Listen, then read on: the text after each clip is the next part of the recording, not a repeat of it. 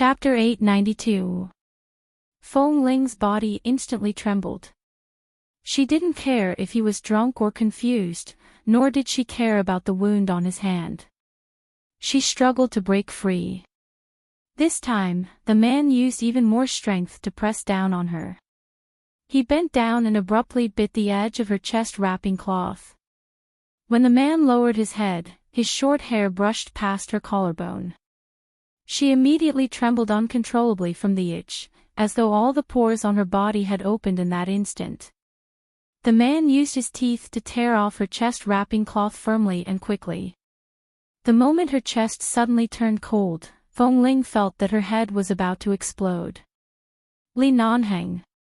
She was afraid of disturbing the people in the tent next door, so she suppressed her voice and called his name in a low warning tone, "Don't go too far." However, Li Nanheng seemed to not hear her words. His teeth and his raised hand cooperated very well, and in a few seconds, her clothes were completely open. Feng Ling was enraged. She twisted her body with force, but the man suddenly bent down and kissed her, sealing her mouth that was about to curse. He was still burning and entangling her mouth with a burning force. She bit him with all her might, but he didn't dodge. However, when she suddenly turned her head and bit his shoulder in anger, the man only let out a low chuckle from his chest. She didn't know what this chuckle meant. It seemed that he was in a good mood, but it also seemed to be mockery, and it seemed to have other meanings. In any case, when she heard it, she felt her scalp tingle. "You really hit it well." The man's first words after he woke up were these 5 words by her ear. His voice was extremely hoarse. This hoarseness contained the haggardness of a high fever, but also some long-hidden desire that was boiling. Feng Ling's expression also stiffened because of his words. She turned her eyes abruptly, but the man took the opportunity to kiss her again. His hands were not idle. Unlike usual, he could at least maintain his rationality. Right now, he could not resist and directly pulled her pants.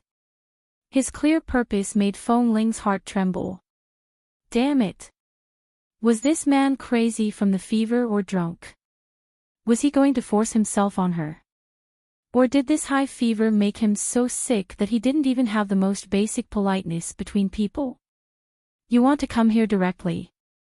Feng Ling couldn't push him away and could only bite his shoulder. However, before she could bite too hard, the man tilted her chin and kissed her deeply for a long time. Finally, the man's hand touched her unprotected body. Although he still had a fever, his movements were very fast. His hands and mouth were not idle.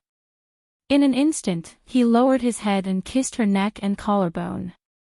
Whether it was the man's hands or his kiss, it was as if they were spreading a prairie fire on her body, burning her to the point where her blood began to boil. He was going crazy. In the afternoon, when she went to sleep in the tent next door, she only wore a thin down jacket over her shirt and a pair of pajama pants. It was actually very easy to take them off. After all, they were very loose and soft. The neckline of her shirt was originally very large. After he pulled it open, it was scattered on both sides of her body. Whether it was the visual effect or the impact of the sight of her chest wrapping being pulled open, it all stimulated the man's nerves.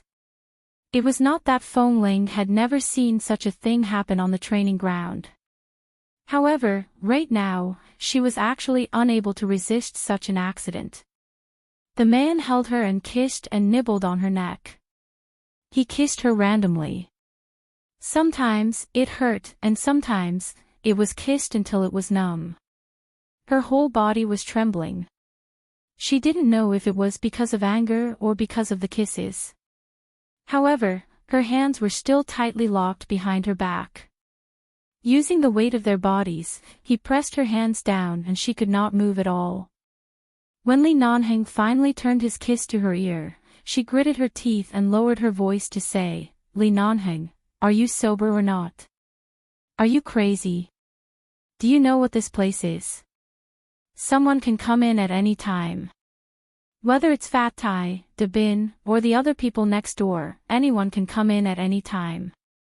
This tent doesn't even have a door, ugh. Before she could finish speaking, the man had already sucked her earlobe and moved around the edges of her ears.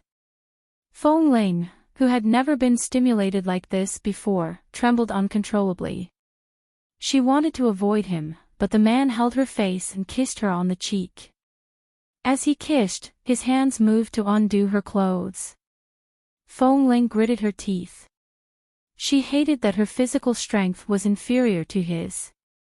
A man who had a high fever for 3 days could subdue her. If she really met someone with brute force on the battlefield in the future, would she be sacrificed on the spot?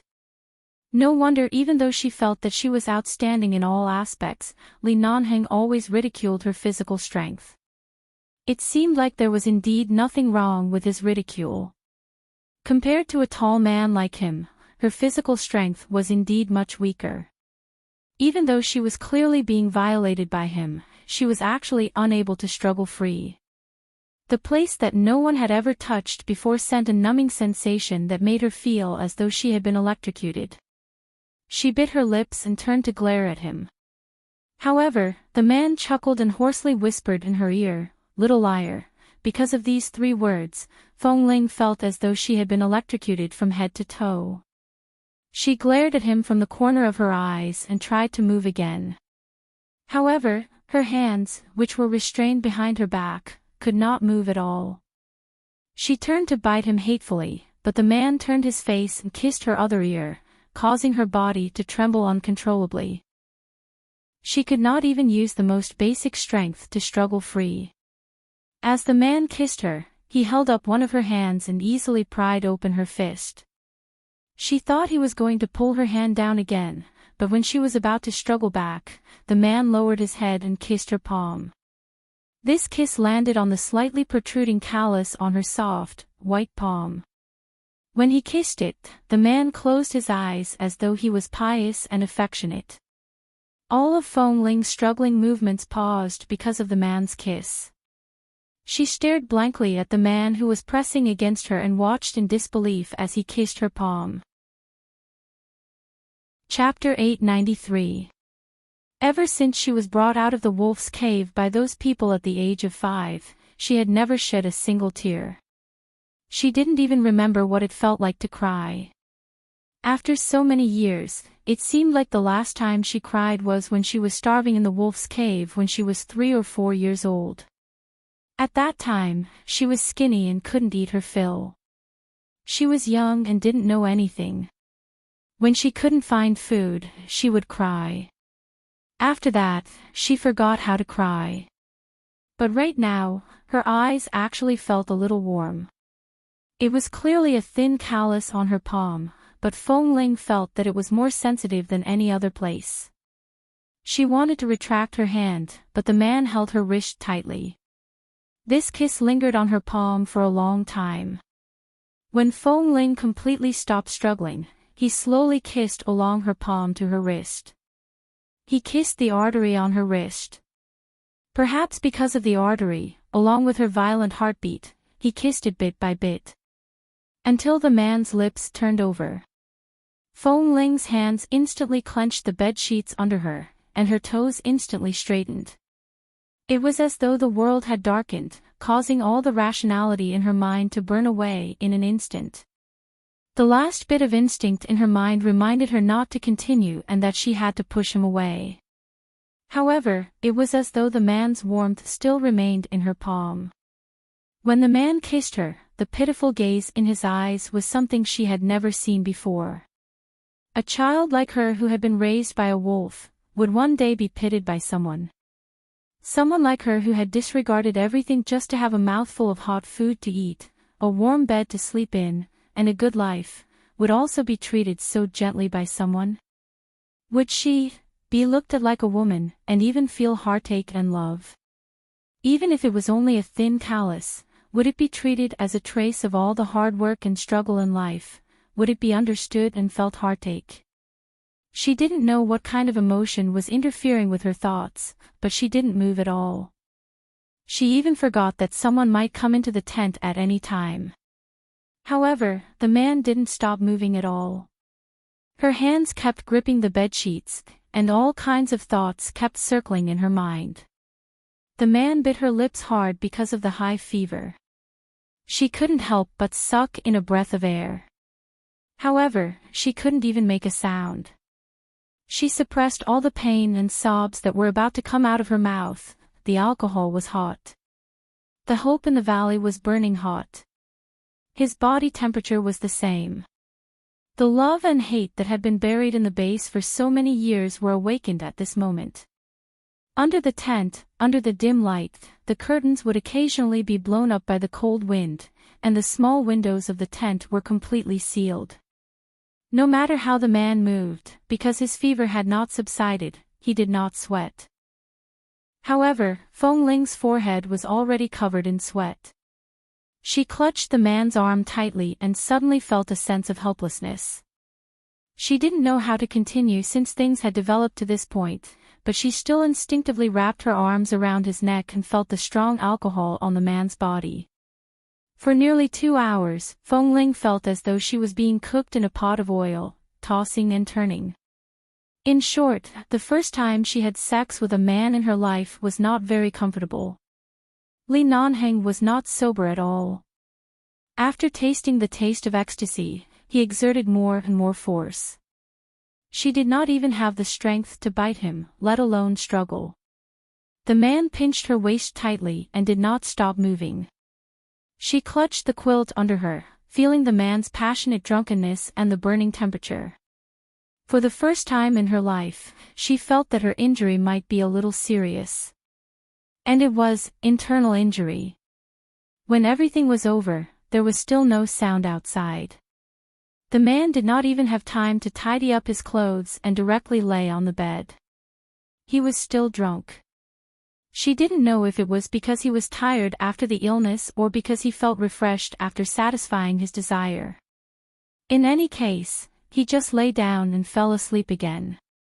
Feng Ling endured the pain all over her body, especially the terrible pain in her lower body, and barely crawled away from the man. Because of the pain, she did not hold the bed firmly and abruptly fell to the ground. She sat up and grabbed her torn clothes and chest wrapping cloth. She then picked up the down jacket and wrapped it around her body. Although it was difficult, she still dragged the luggage out from under the bed and took out new chest wrapping cloth and other clothes. She then tossed the torn clothes into the stove in the tent and burned them. She then staggered slowly into the bathroom. Because she was afraid that Dabin would find something strange when he returned from his patrol, she endured the pain and took only 5 minutes to take a quick shower. After putting on her clothes, she slowly walked out and looked at the man lying on the bed. After a long time, she finally went to tidy up everything on the bed. Thankfully, the bed sheets were black, and the bloodstain was hidden in the darkness and would not be discovered. She wiped the man's body clean and pulled the bed sheets out from under him. This bastard had been suffering from a fever for the past few days. Everyone had been wiping his body to lower his temperature, so he was not wearing any clothes. She simply removed his pants and covered him with the blanket. Feeling that Dabin and the others would not notice anything, she finally let out a long sigh and sat on the bed weakly. Earlier, Li Nanheng was not conscious at all. Regardless of whether it was the gentle kiss he gave her or the ferocity he displayed during that time, they were all based on his instincts. Thus, her first time was not treated gently at all. In fact, each time was more and more ferocious. She suspected that she might really be torn apart. Feng Ling sat by the bed. She felt that even the slightest movement would cause her entire body to ache. She turned to look at the man lying on the bed as though nothing had happened. Her gaze then shifted to the empty bottle of white wine on the table by the side. She raised her hand to touch her chest. Thinking back to how the man had used his teeth to tear open her chest wrapping cloth, Feng Ling felt her entire head heat up. However, Li Nanheng had already discovered it. Looking at the man's face, Feng Ling could not tell if he had fallen into a coma or was just sleeping. Would she be chased out of the base? Chapter 894. Dawn arrived. Dabin returned from the outside covered in snow. The first thing he did was to return to Li Nanhing's tent. Why did you change people? Didn't we agree to have Fat Tai take care of him tonight? You haven't slept well for several days. What are you doing here? Dabin shook off the snow on his clothes as he approached the bed. At the same time, he glanced at the man who appeared to be unconscious. How is it? Does he still have a fever? Feng Ling returned to her senses. Only then did she realize that she had been sitting here in a daze for several hours and had forgotten to check boss's temperature. She picked up the thermometer and said, 38 degrees. Although he still has a fever, this temperature shouldn't be a problem for boss. He's already survived 40 degrees. He should be fine now. Dabin glanced at Feng Ling as he spoke. He suddenly furrowed his brows and lowered his head to look at her carefully. What happened to your neck? Feng Ling abruptly raised her hand and placed it on her neck. Although her clothes were thick, her collar was not very high. Back then, she had been in a rush to put on her clothes and did not notice the hickeys on her neck. My throat isn't feeling well. I learned from some old people and rubbed my neck with wine. It might have turned red. From this angle, Dabin could only see a small red mark. Before he could take a closer look, Feng Ling had already covered it up by tugging on her collar. He did not suspect anything. In this world of ice and snow, anyone could catch a cold or a fever. It was normal for someone to have a sore throat. Furthermore, Feng Ling had been taking care of boss for the past few days. It was likely that she was tired and uncomfortable. Dabin, I'm not feeling well. I'll go rest next door. I know you've been patrolling outside for an entire night. I'll call Dahu over, there's no need. If you're not feeling well, hurry and lie down to sleep. No body can withstand the fact that you've been guarding here for the past few days. As Dabin spoke, he used his chin to point at the entrance of the tent, meaning to urge her to quickly go and rest. He didn't intend to keep her. Feng Ling stood up. She did not look at the man on the bed and headed out. When she was about to reach the door, she paused and turned back to speak. Last night, Fat Tai fed boss a bottle of white wine to alleviate his headache and dizziness. Right now, I don't know if boss's body can take it.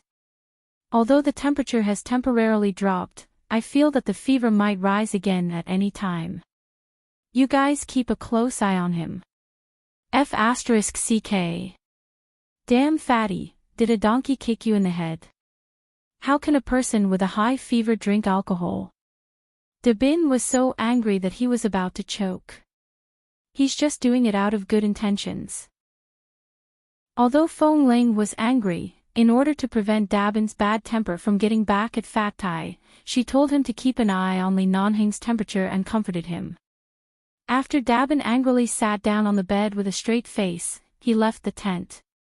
His body was really uncomfortable and sore.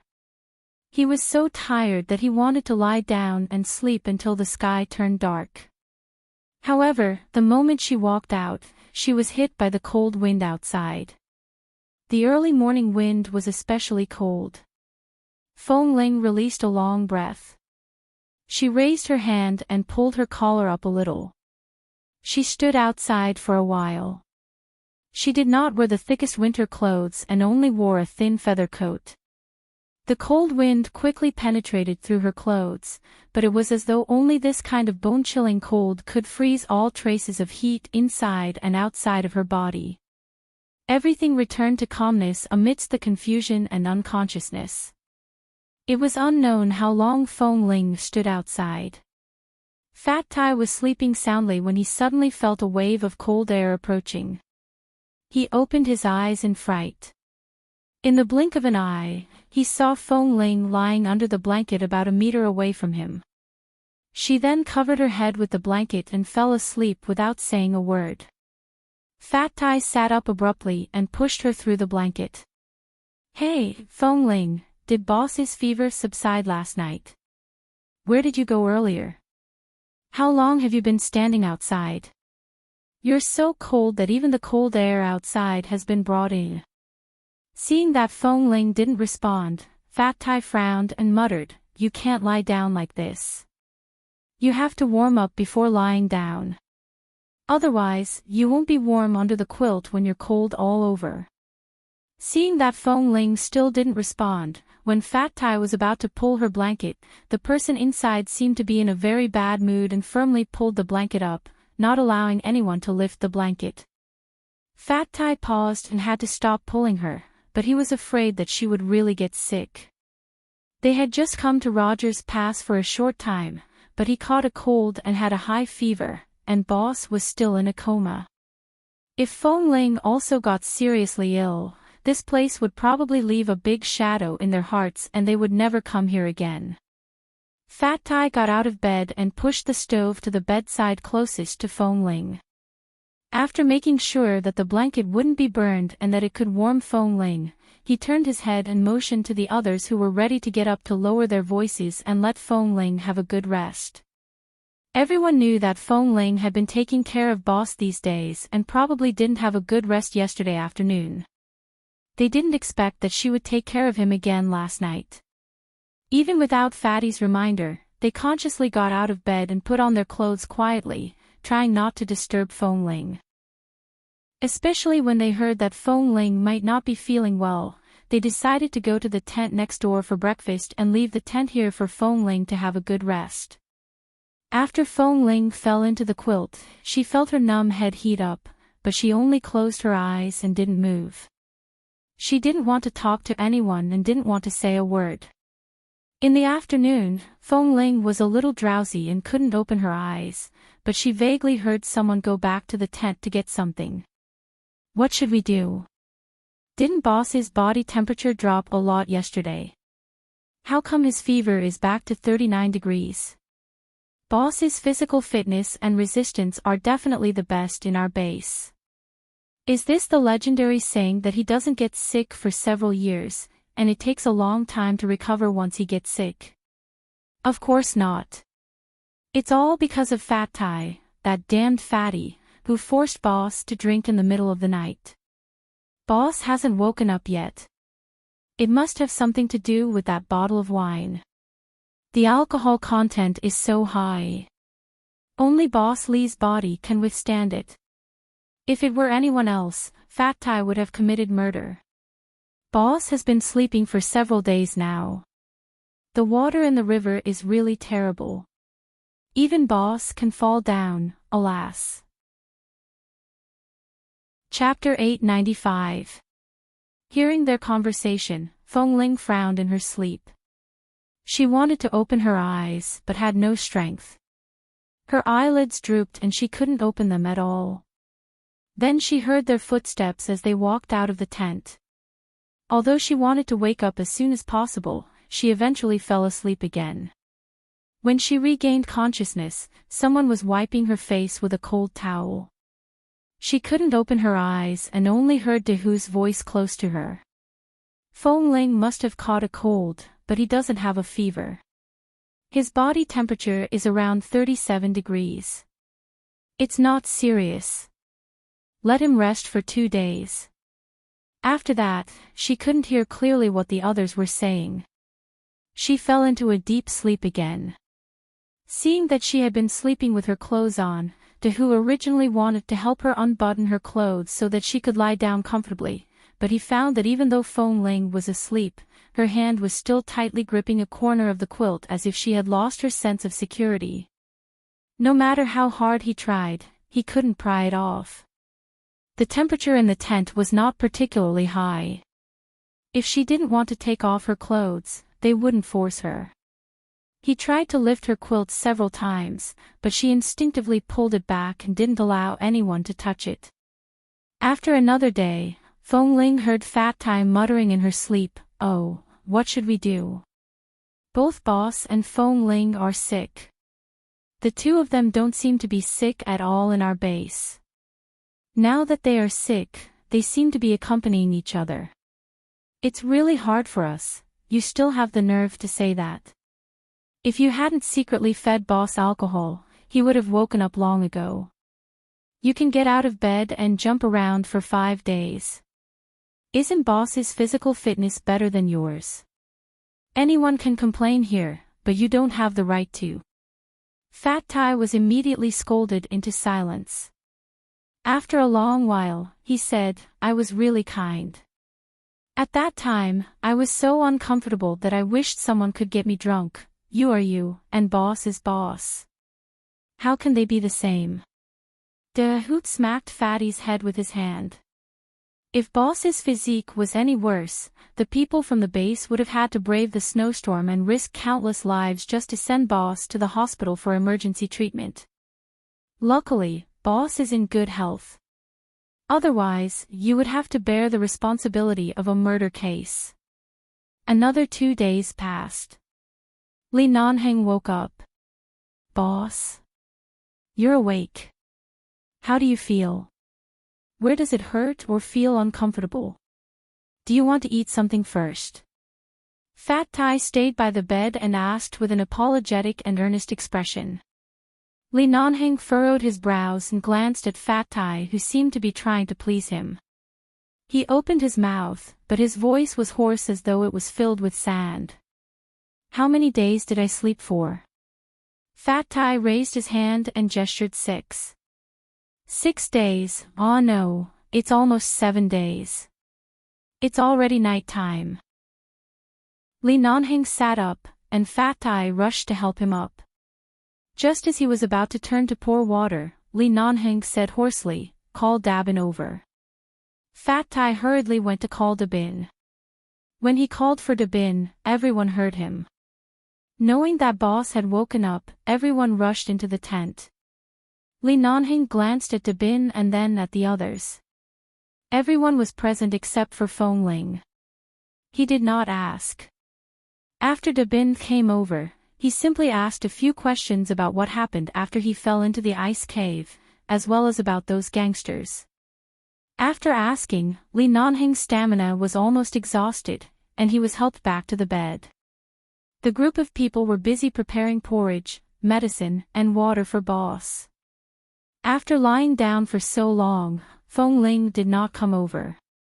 Li Nanheng asked Fat Ty, where's Fong Ling? Boss, I forgot to tell you. Fong Ling has been busy taking care of you for the past few days. One time, she didn't sleep for 2 days and 3 nights. Her body couldn't take it anymore and she caught a slight cold. These 2 days, she has been resting in the tent next door. Fat Ty chuckled and scratched his head. He said softly, Boss, do you really feel that there's nothing wrong with your body? Li Nanheng glanced at him indifferently. What problem could there be? As he spoke, he moved to stand up again. Boss, don't get up. You've just woken up. No matter what, you should eat something and rest well for the night. You don't have much strength right now. I'll go check on Fong Ling. Why are you checking on Fong Ling? Fong Ling is still sleeping. Earlier, when I went next door to get something, I saw that she was asleep. When we entered, we said that Boss had already woken up.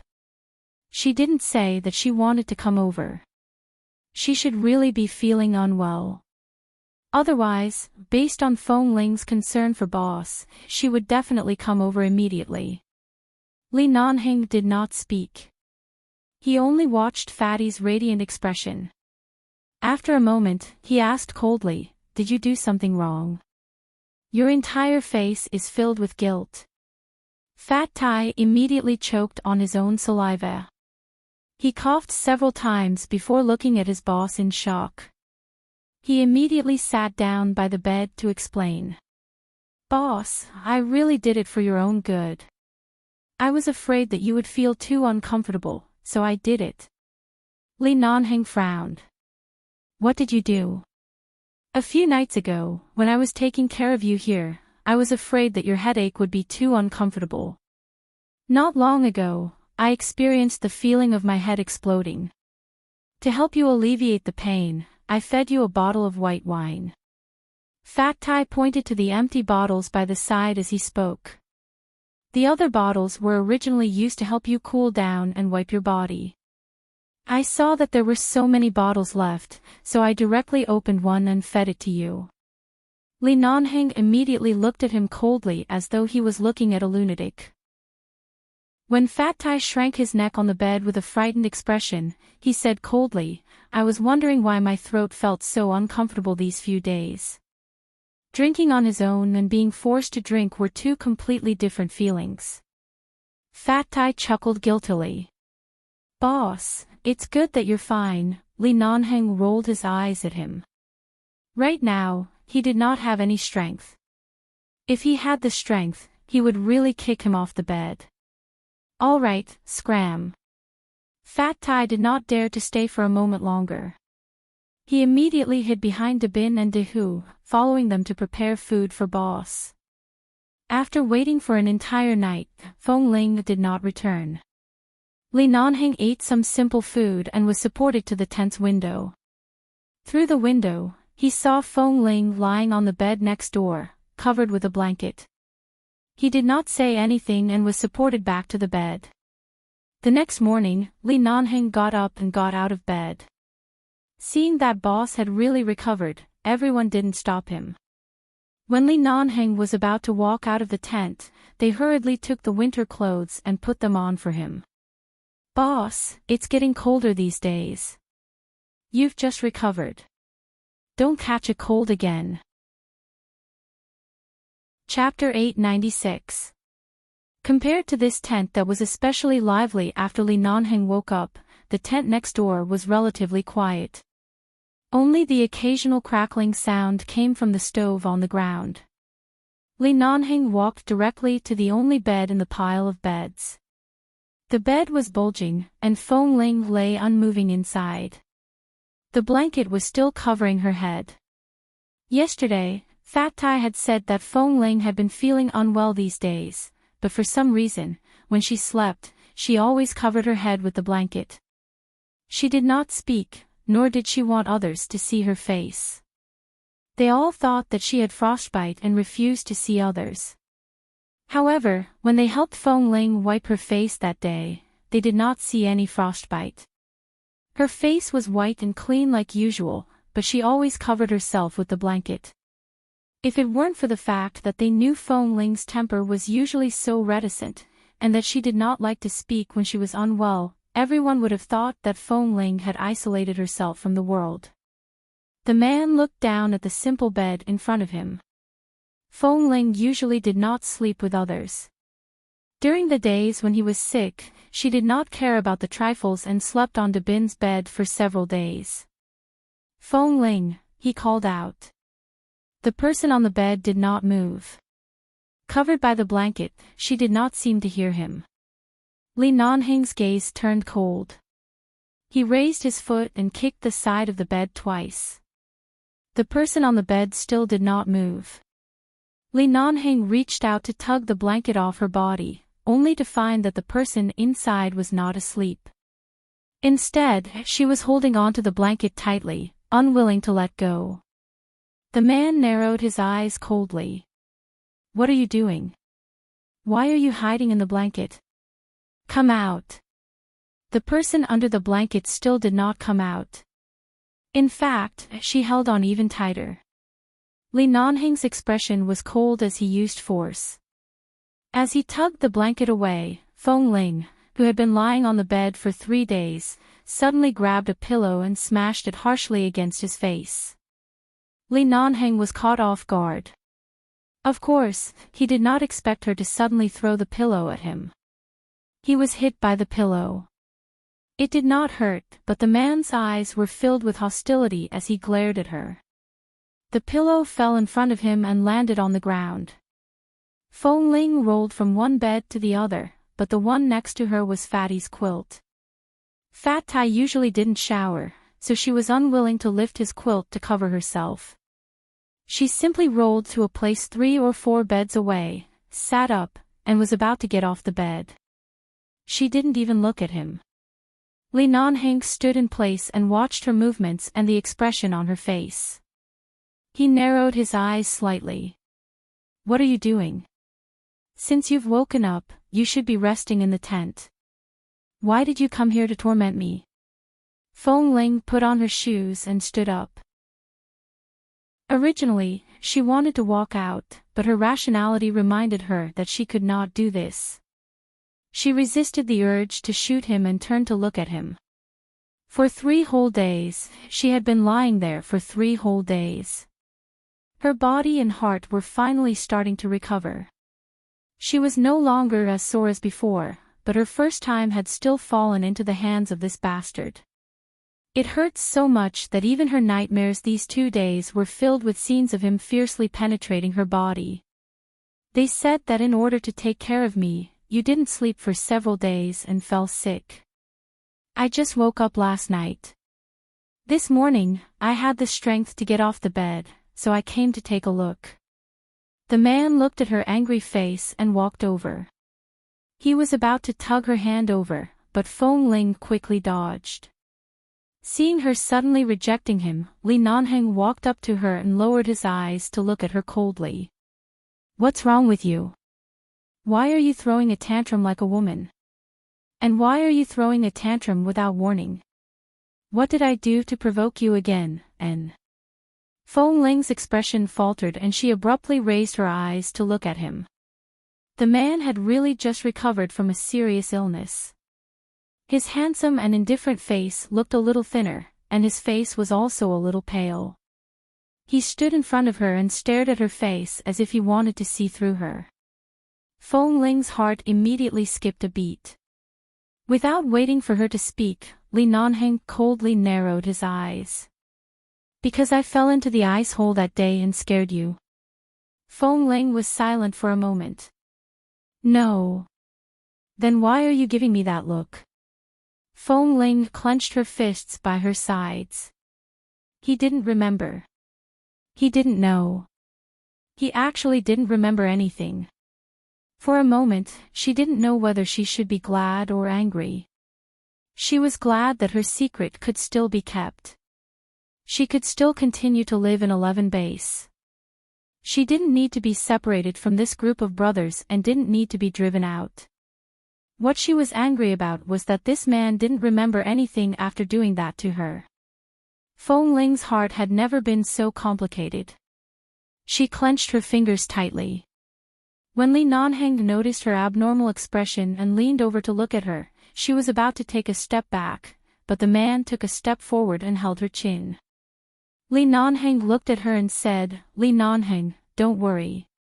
The moment his fingers touched her, Feng Ling's mind suddenly recalled that night when this man's hands touched her body, those flames. She suddenly trembled all over and wanted to retreat, but the man held her chin and looked into her eyes. "If you have something to say, say it. Don't hold it in."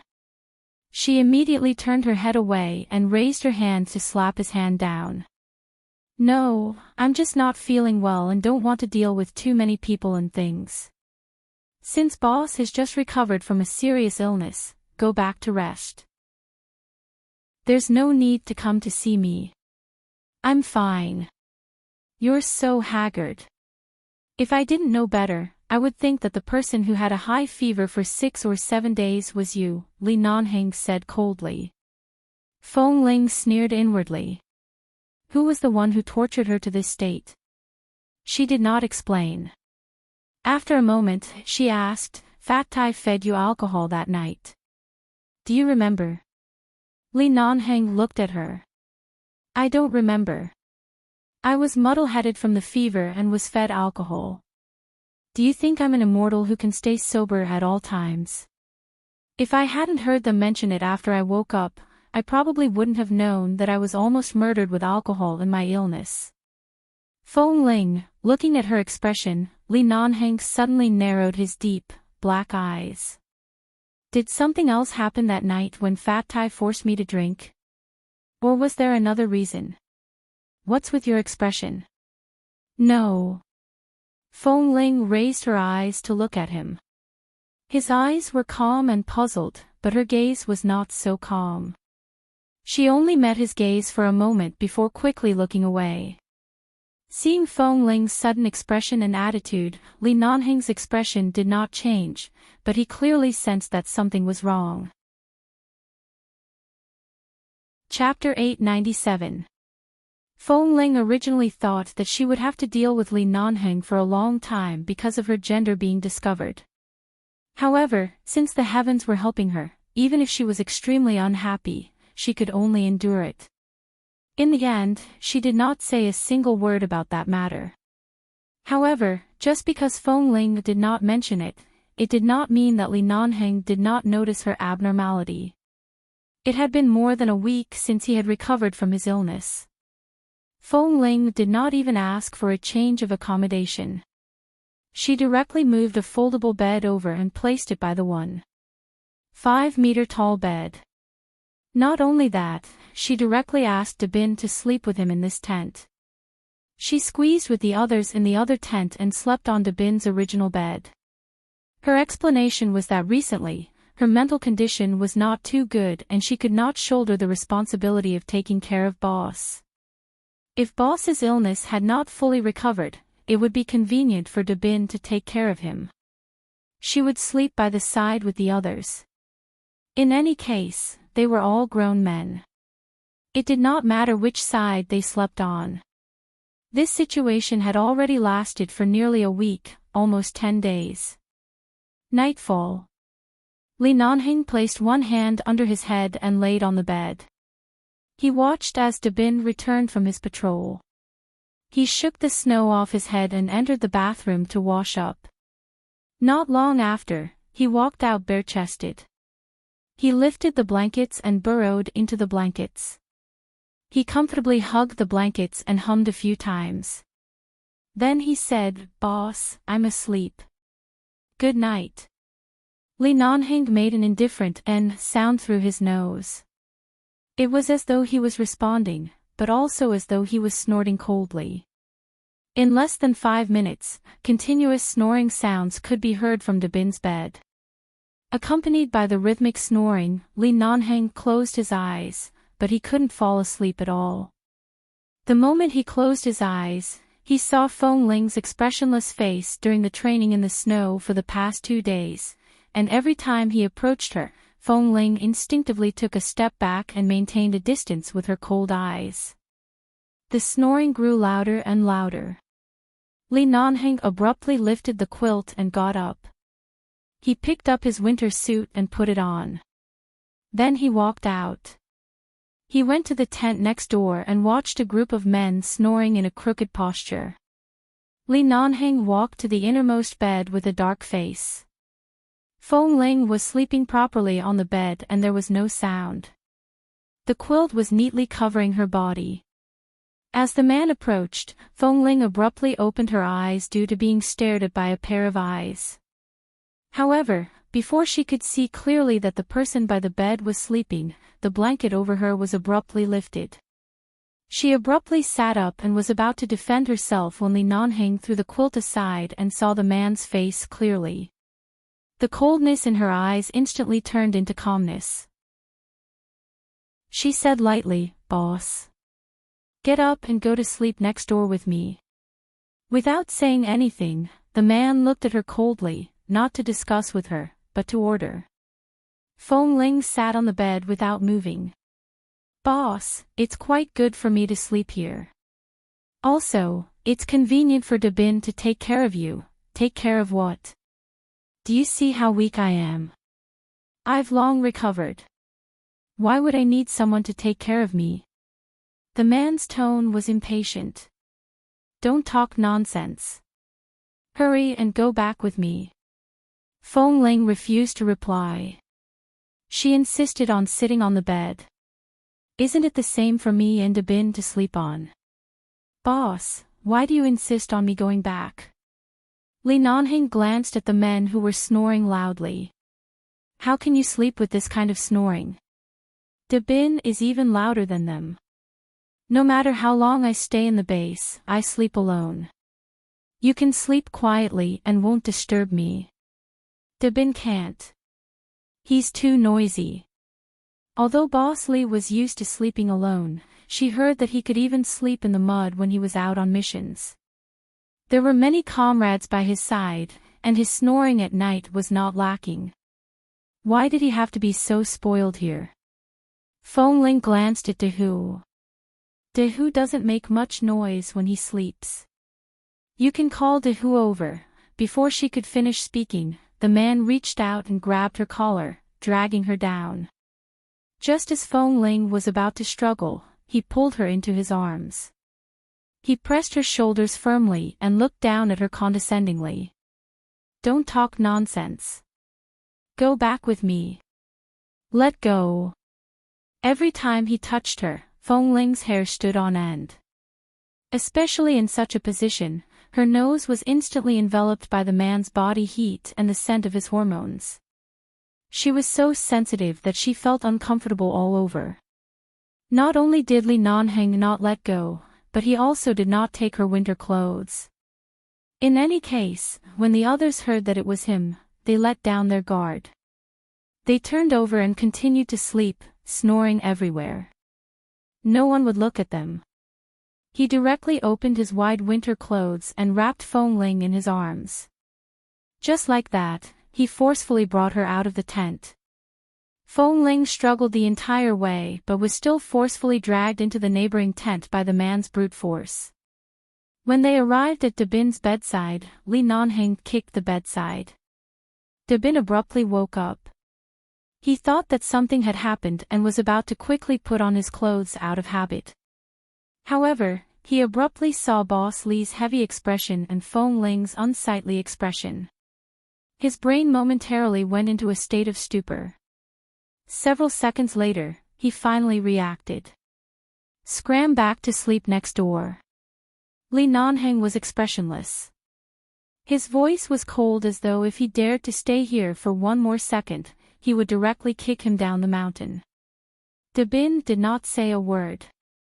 He was sleepy, and it did not matter where he slept. He quickly got off the bed. As he was only wearing a pair of large underpants, he was afraid that it would be too cold outside, so he wrapped the blanket around himself and quickly ran out. Looking at the empty bed, Fong Ling was about to say that there was no blanket and that she should return next door. However, before she could speak, the man directly kicked the light folding bed to the side and forcefully dragged her back to the bed that had always been hers. He pressed her down by the bed. The moment Fong Ling touched this bed, she felt as though she was traumatized. She trembled and wanted to stand up, but the man pressed down on her shoulders and firmly made her sit down. Stay here obediently. Sleep the way you slept in the past. Li Nanheng watched her coldly. My illness has already recovered. My temperature is normal. I won't infect you, and I don't need you to take care of me all night. Now, lie down and sleep. Fong Ling struggled for a moment, and the man finally moved his hand away from her shoulder. Chapter 898. When she got up and was about to go over, Li Nanheng stood by the bed and looked at her indifferently. He didn't say a word, but his eyes and movements clearly showed that he didn't allow her to go over. Fong Ling had no choice but to sit back down because of his forceful posture. Fong Ling, did I offend you during my stay in Rogers Pass? The man looked at her with narrowed eyes. No. Why are you throwing a tantrum? Lie down. Li Nanheng resisted the urge to tear down the folding bed next to him and looked down at her. I don't want to say it again. Lie down and sleep right now. Fong Ling didn't want to show her temper too obviously, but after so many days, she knew that Li Nanheng was calm enough. Now that she had returned to this tent, it was useless for her to do anything. She could only pretend that nothing had happened. After remaining silent for almost half a minute, she straightened her clothes and tugged her collar, which had been pulled crookedly by him earlier. She laid down, flipped over, and lay on the innermost side of the bed with her back facing him.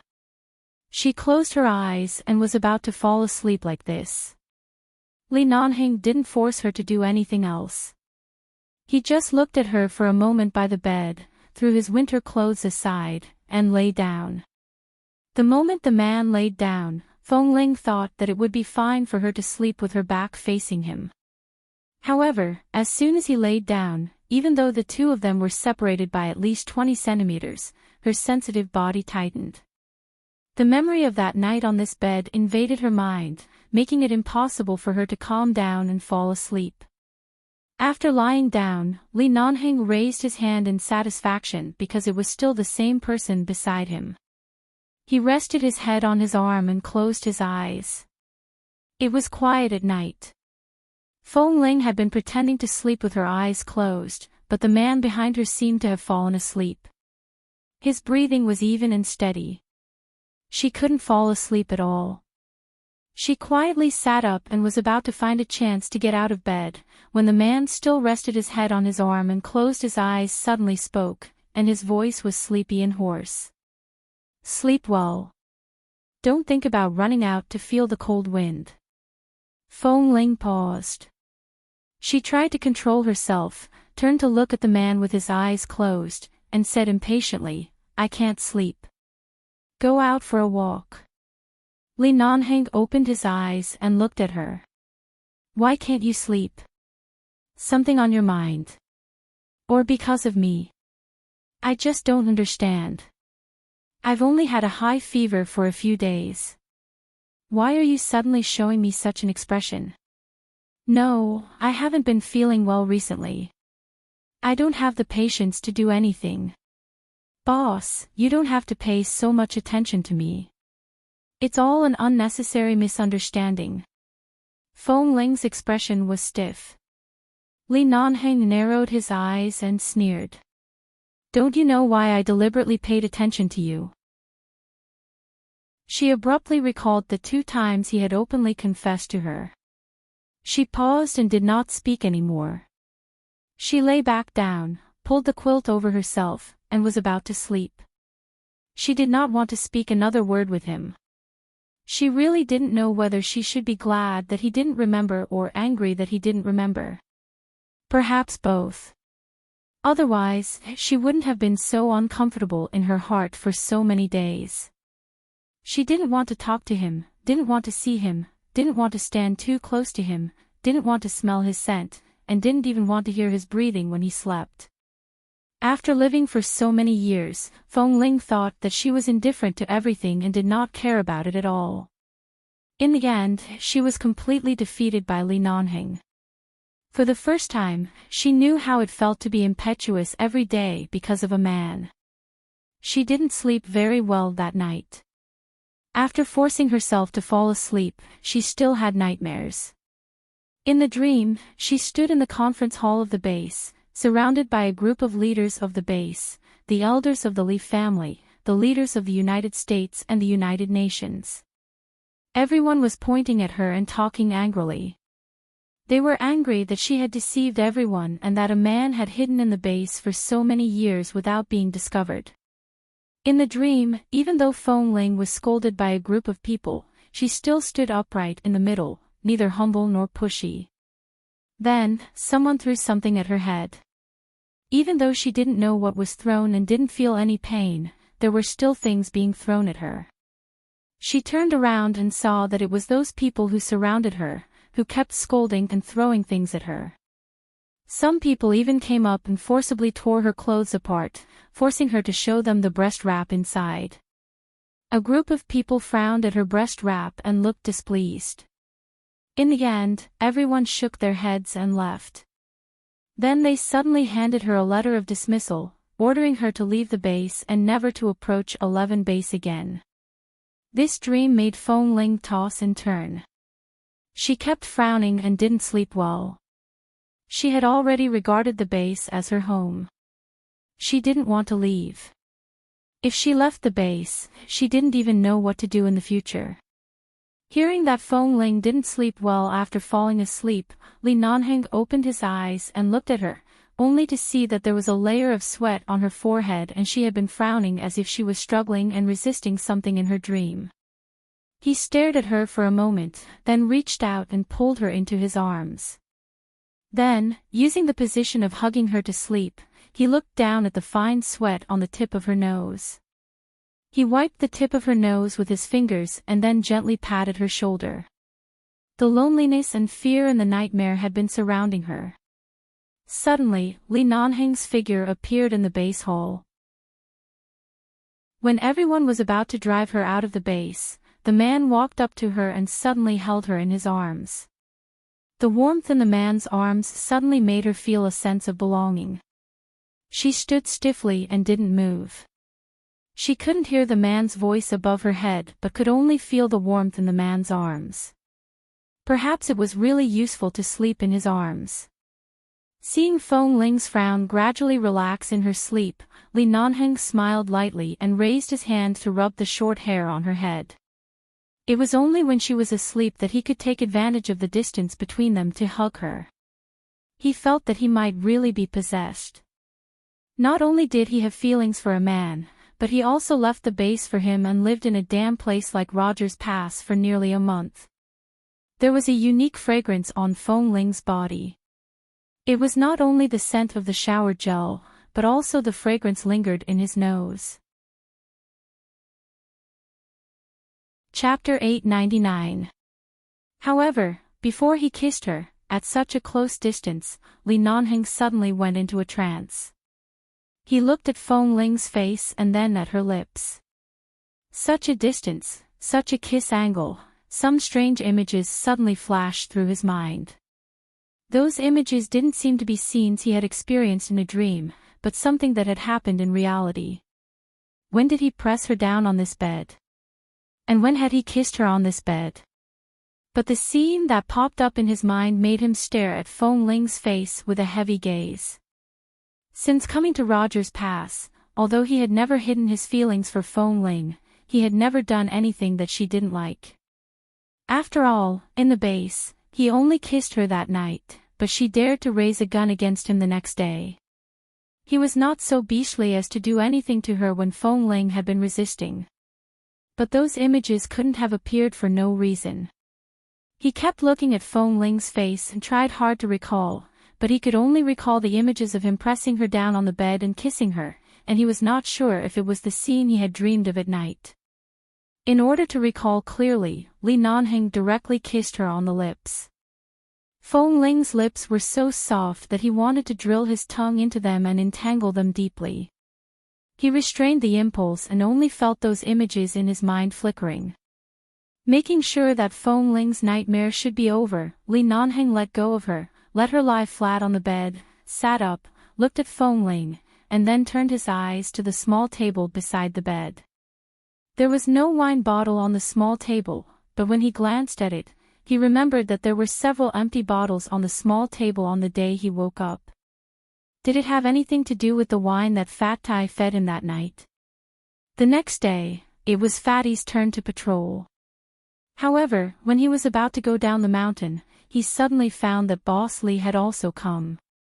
The two of them went down the mountain side by side. Fat Tai looked flattered. "Boss, are you going to patrol with me?" Li Nanheng glanced at the white snow around and said coldly, "I want to ask you something." "Ah, what do you want to ask, boss?" "Did anything else happen the night you forced me to drink when I had a high fever?" Fat Tai thought back carefully. "No. That night, when I said I gave you alcohol, Feng Ling was very angry and directly chased me out. But that night, De Bin was patrolling. He probably went back to check on you in the middle of the night. If something happened, he would definitely tell us. That night, Feng Ling stayed in the tent to take care of you. Feng Ling didn't sleep for several days and kept watching over you. What else could have happened? Feng Ling is very angry." "That's right. Just like everyone else, when they heard that I forced you to drink, they all scolded me for being unreliable. Feng Ling scolded me the same way and then chased me out. In fact, that night, I was supposed to take care of you, boss. I wanted to let her have a good rest, but she must have been worried. After sleeping for an afternoon, she went over again. I saw that Feng Ling was angry at that time, so I was afraid that I would really anger her, so I left. That's it. Yeah. Nothing else happened. No. At that time, I was in the tent next door and didn't fall asleep for a while. In fact, I was worried that it was not good to force you to drink. I sat on the bed and thought for a long time. You didn't hear anything at that time? No, it was very quiet. How long did you sit on the bed and think after returning to the tent? About 5 minutes. Li Nanheng, hey, boss, why are you leaving? Don't you want to patrol with me? Don't you still have questions to ask? Why are you leaving, boss? They had thought that they would stay at Rogers Pass for at least 3 months. To their surprise, after a month, they suddenly received an urgent notice from the base. The big shots of the United Nations and the US military were going to visit 11 base. They were very confident and curious about the current situation of the sniper team, so they came to take a look in person. The training of the sniper team had been suspended for a month because of Feng Ling's deployment. Now they had to be called back to resume training immediately. Otherwise, if the 5 members of the sniper team were still immature when they returned, the US military would take this opportunity to slander 11 base and take back the authority assigned to the base. Feng Ling didn't say anything. When Feng Ling went back, the others would definitely go back with her. After all, they came together and had to leave together. To be fair, if there were still people stationed here, another group of people from the base would be sent here. Li Nanheng planned to directly send several elites from the base over, so the mission at Rogers Pass ended 2 months ahead of schedule. Autumn had officially entered Los Angeles, and the temperature in the area where the base was located was at least 7 or 8 degrees lower than a month ago. And after returning to the base, they could no longer eat and drink every day like when they were in Rogers Pass. In an instant, they were busy with training in various training camps. The training schedule of the sniper team was quickly accelerated. The training that usually added up to about 7 or 8 hours was increased to 10 hours. There were also 2 more hours of training at night. Several special sniper training sessions were also added. Li Nanheng personally joined the training team and took turns to train the 5 of them with Xiao Fei. At 9:00 in the evening, the training ended and Feng Ling went straight back to her residence. After coming back, everyone was busy these days. Li Nanheng didn't go to the base's conference room for a meeting today. When Feng Ling walked back to her residence, he happened to go downstairs and the two went upstairs together. Feng Ling walked forward all the way without looking back, without saying a word or greeting him. Li Nanheng looked at her cold back, walked to the floor where she lived, and was about to tell her about the recent arrangements of the base for the sniper team.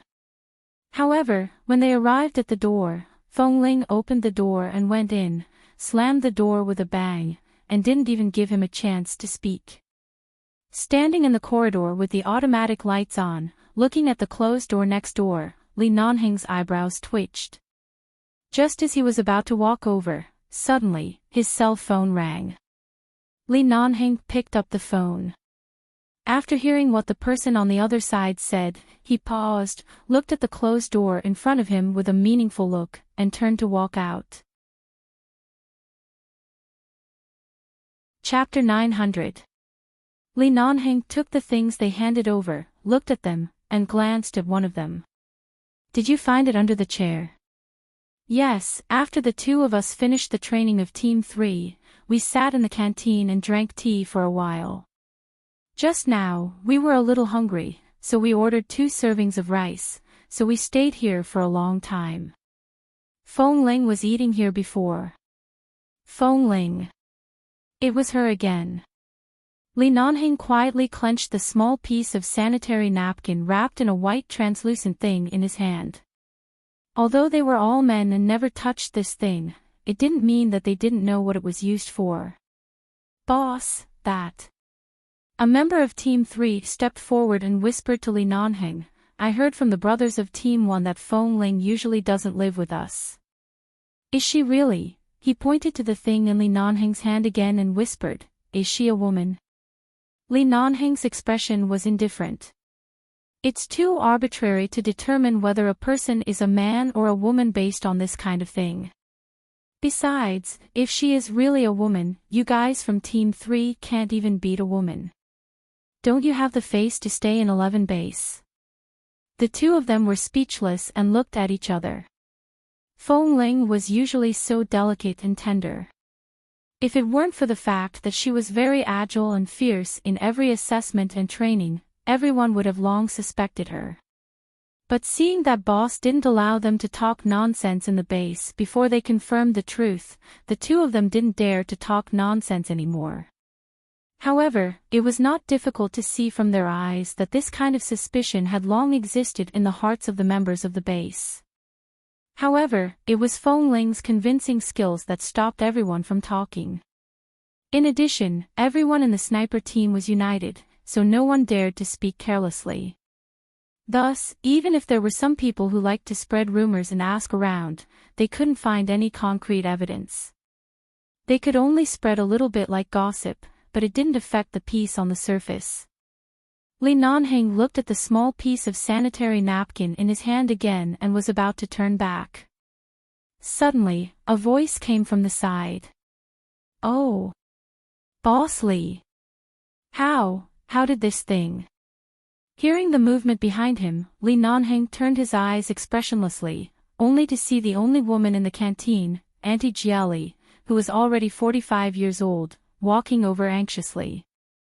Looking at the things in his hand, she wanted to take them away, but she didn't dare to do so because the other party was Boss Li, so she didn't know whether to raise her hand or withdraw it. Li Nanheng glanced at her and frowned. Is this yours? Auntie Jiali nodded again and said with some embarrassment, Oh, I'm really old, I always do stupid things. Last month, I went out of the base and bought a bag of this stuff. I left it on the cabinet in the storage room in front of the cafeteria. It happened to be a few days ago, so I used it directly and put the rest in my pocket. Just now, when I came to clean the tables and chairs here, I didn't pay much attention and a piece fell out. Although I'm so old and my children are about the same age as you, it's still too embarrassing for you young men to see this. Boss Li, I'm really sorry. Auntie Jiali said as she walked over nervously and took the piece of sanitary napkin from Li Nanheng's open palm. After taking it, she took out a big bag of sanitary napkins from the canvas bag she was carrying. The men present looked at it and found that the small piece was the same as the one in her big bag. The color, style, and size were all the same. In front of them, Auntie Jiali put the small piece of sanitary napkin back into the big bag with embarrassment, which was neat and not awkward at all. Boss Li, I'm really sorry. I will pay attention to it in the future. I know that there are few women in 11 base. This thing may be like big news in the eyes of the young men. I will definitely put it away in the future. Auntie Jiali continued to apologize apologetically and her eyes were full of guilt. Li Nanheng didn't say much but just said lightly, well, put away your things. Auntie Jiali, as the only woman in the entire base, you'd better not misunderstand me.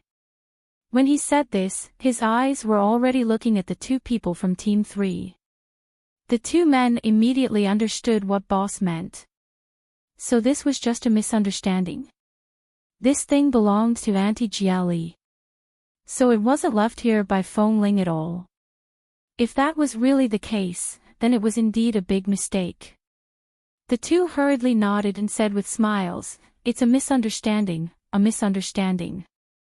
We saw Feng Ling eating here, so we thought it might be her food. But since it's not, it must be a misunderstanding. It seems like we've made a mountain out of a molehill. Well, we'll leave first.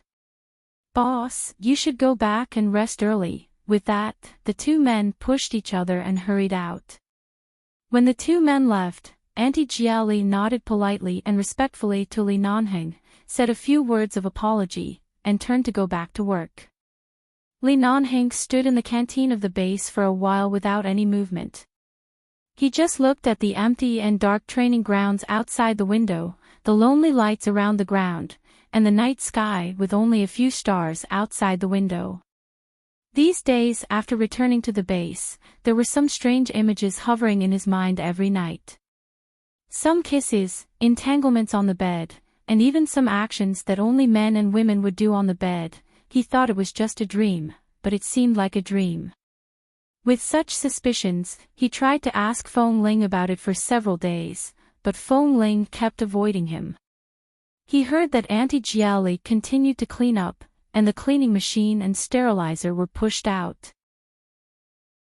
This was the disinfection process that must be done in the canteen after dinner every day. Li Nanheng glanced at it, turned, and walked out. Seeing that Li Nanheng's tall figure had walked out of the canteen and into the night without looking back, Auntie Jiali immediately put down her hands on the two machines and looked forward for a long time. A few minutes later, after confirming that Boss Li had really left, she breathed a long sigh of relief and quickly picked up her cell phone to make a call. Feng Ling had just returned to her residence and was about to take a bath, but because of her period, she hesitated. It seemed that it was not convenient to take a bath today, so she could only wipe her body. Chapter 901. Little Feng. Auntie Jiali's voice came from the other end of the phone. She lowered her voice and whispered, "I was scared to death. I was almost discovered just now." Almost discovered what? Feng Ling wondered. "The 2 sanitary napkins I gave you. How could you be so careless? You left them in the canteen and were discovered by 2 guys in the base. Fortunately, I saw them when I came out. Otherwise, I don't know what would have happened." Feng Ling's calm expression froze. She frowned and searched her body. Sure enough, the sanitary napkins Auntie Jiali gave her were gone. When she was about 13.5 years old, about a few months after she entered the base, her period came for the first time. Since then, her period had been very accurate every month. At that time, she looked up some information on the internet and learned about the physical changes of girls during puberty. Then she took advantage of the weekends when she could leave the base to buy all kinds of sanitary napkins and secretly stored them. Because her period was very accurate every month, she remembered it and never made a mistake.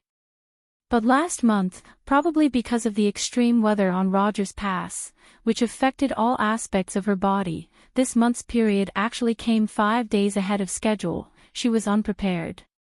When she was eating alone in the canteen in the evening, Auntie Jiali passed by behind.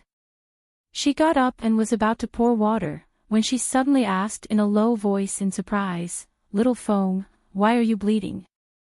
Feng Ling froze and looked back, only to see a small piece of blood overflowing from the back of her trousers on the chair. Although it was only a small piece, Auntie Jiali, who was also a woman, saw through her at that time.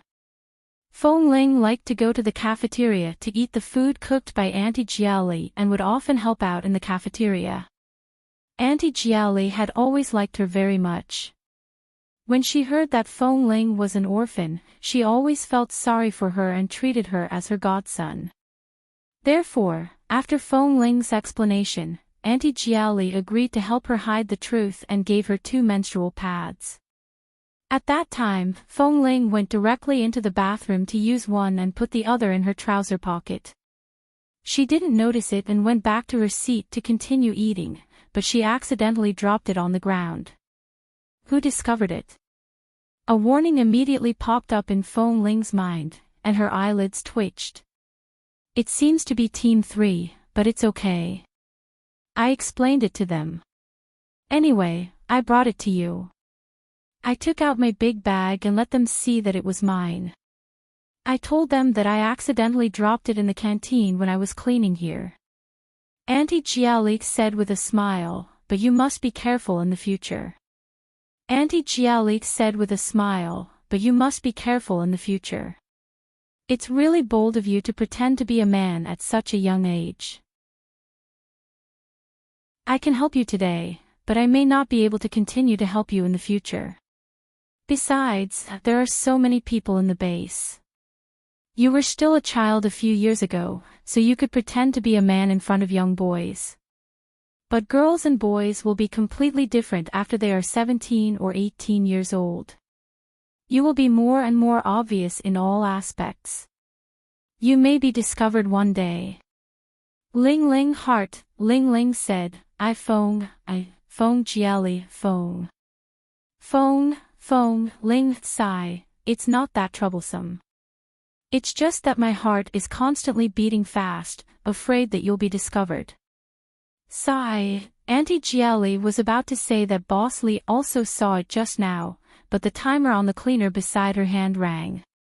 She came back to herself and said, I have to continue cleaning. I have to talk to you later. Be careful. If you are discovered, you will really be driven out of the base. I don't want you to be driven out. Feng Ling nodded gratefully, and the two hung up the phone. Auntie Jiali sighed, put her cell phone in her pocket, and turned to continue cleaning the canteen. However, at the moment she turned around, she was startled, took a step back, and stared blankly at the man who had returned to the canteen. The tall man was standing 2 meters behind her. His dark and cold eyes were staring at her coldly. It was like an X-ray that no one could avoid, exposing her lies in an instant. Lee. Boss. Auntie Jiali's face turned pale, and she clenched the handrail of the cleaner nervously. The man's cold and deep voice suddenly sounded. Who did you give those 2 pieces to? Who disguised as a man and mingled in the base at such a young age? Auntie Jiali's heart beat wildly, feeling that a big secret was about to be revealed because of her. Usually, there would be no one in the canteen at this time. She was used to cleaning here alone and thought she was alone. She didn't expect that Boss Lee would come back. From his words, it was clear that he had been listening from the moment she called Feng Ling. What should she do? Who will be driven out of the base after being found out? The man's eyebrows were sharp, and his silent and deep eyes were cold. Auntie Jiali clenched the handrail of the cleaner and didn't know what to say. He helped Feng Ling hide the truth because he liked that child. It was out of affection. But it was also her duty to tell the truth to the boss of 11 base. After all, she had a stable job in the base for so many years and relied on the Li family's money to support her. And since Li Nanheng suddenly came back, it was obvious that he had long suspected that those words just now were just for the 2 boys of Team 3 to hear. So Boss Lee was protecting Feng Ling's reputation, right? Looking at Auntie Jia Li's hesitant expression, Li Nanheng's eyes were cold. Tell me the truth. Auntie Jia Li bit her lip and didn't know whether to say it or not, but Li Nanheng snorted coldly. Is Feng Ling a woman? Although it was a question, it was obviously a very definite answer. There were many doubts about a person, and all kinds of coincidences connected together. When there were too many, it was no longer a coincidence, and the doubts were no longer doubts, but conclusive evidence. This. Auntie Jiali was so anxious that her eyes turned red as if she was about to cry. If it weren't for the fact that Boss Lee hated lying, she would have knelt down to him and begged him not to drive Feng Ling out of the base. She said with red eyes and trembling voice, Boss, although I only work in the canteen, I think it's the same whether they are male or female, as long as I can. Chapter 902. Auntie Jiali didn't want to betray Feng Ling, but Boss was right in front of her. She really couldn't deceive a person who obviously knew the truth as a child. Not only could she not protect Feng Ling, but she might also irritate him. After hesitating for a few seconds, she slowly nodded. Yes, Li Nanheng's eyes were as dark as 2 bottomless pools of ink. Boss, don't blame her. Feng Ling has performed very well in the base for so many years. Except for her gender, she is no different from other boys, and I heard those boys say that they can't beat her. Look, she is so excellent. You can't drive her away just because she is a girl, right? Auntie Jiaoli tried to persuade him. I know the base has its own rules, but Feng Ling works so hard. I really don't want to see her driven away. Boss, don't blame her. Li Nanheng's face didn't change at all. He just glanced at her indifferently. What's the matter with that thing just now? Auntie Jiaoli said with red eyes. Feng Ling's period came today, but maybe it was suddenly advanced. She didn't prepare for it. I found the blood, so I gave her 2 pieces. I didn't know she was a girl until today. The more she spoke, the more anxious she became, and in the end, her eyes were full of begging. Don't drive her away, boss. Li Nanheng's eyes were cold, and he suddenly turned around and walked out. Auntie Jiaoli was about to chase after him, but she saw the man's back was cold and determined. He was tall and had long legs, and now he had walked into the night outside the canteen. What should I do? Auntie Jiaoli glanced at the phone, wondering if she should inform Feng Ling. But judging from Boss Li's expression just now, if she continued to get involved in this matter, neither she nor Feng Ling would have a good time. And he was obviously going to settle the score with Feng Ling. It was useless for her to inform Boss Li now. After walking about 100 meters away from the canteen, Li Nanheng took out his cell phone and called Xiao Su expressionlessly. Pay Auntie Jiaoli's 10 years' salary in the base cafeteria and give her $300,000 as a subsidy to persuade her to leave the base tonight. Tell her that I told her to keep everything she knows to herself and not to communicate with anyone.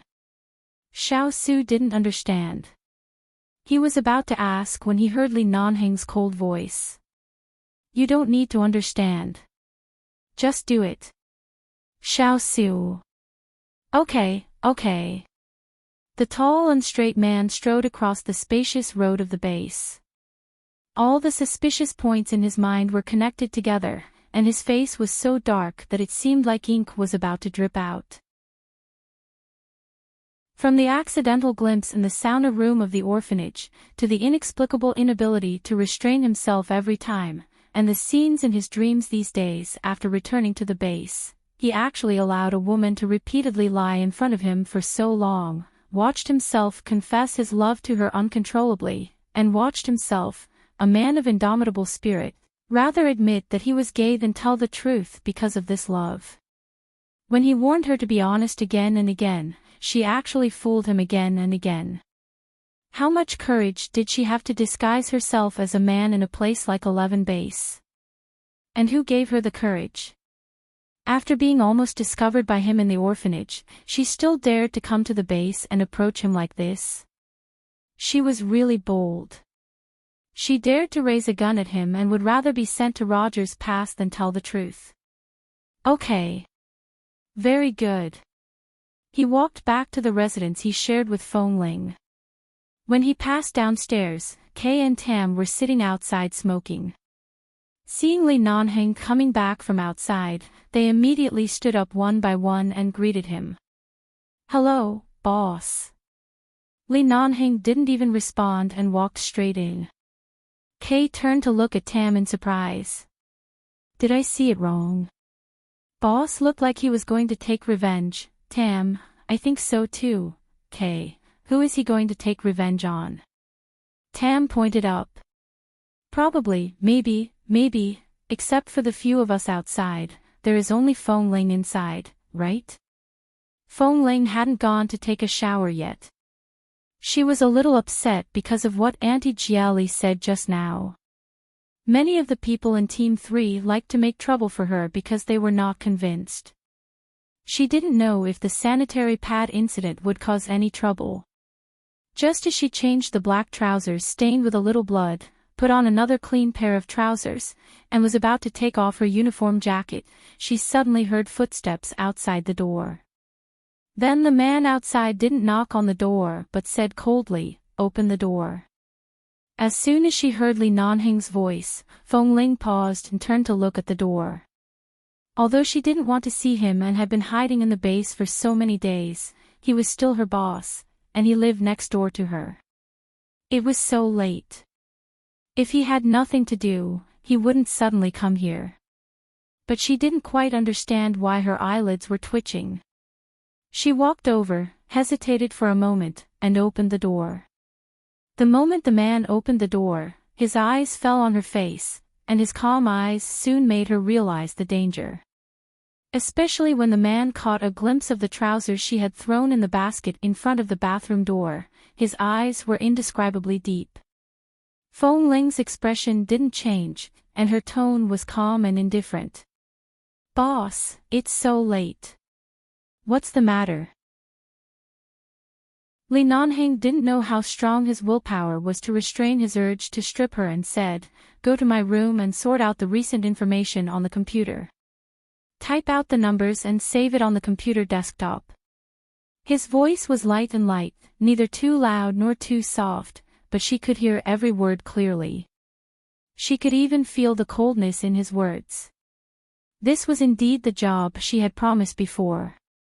Feng Ling didn't suspect anything, walked out of her room, and walked quickly to the next door. After Feng Ling walked out, Li Nanheng stood in front of the door, looked at the room that was still clean and simple without any trace of a woman, and walked in. He walked to the bed and glanced at the black suitcase under the bed. He had seen her put this suitcase under the bed more than once. It was the same when they were on the snow mountain. A dream that he was not sure about suddenly popped up in his mind. It was so bizarre that he could not figure it out. In the dream, he seemed to have bitten a piece of cloth that was wrapped around her chest and bit it open. What was that strip of cloth? The man's eyes narrowed coldly, and he suddenly kicked the suitcase out from under the bed.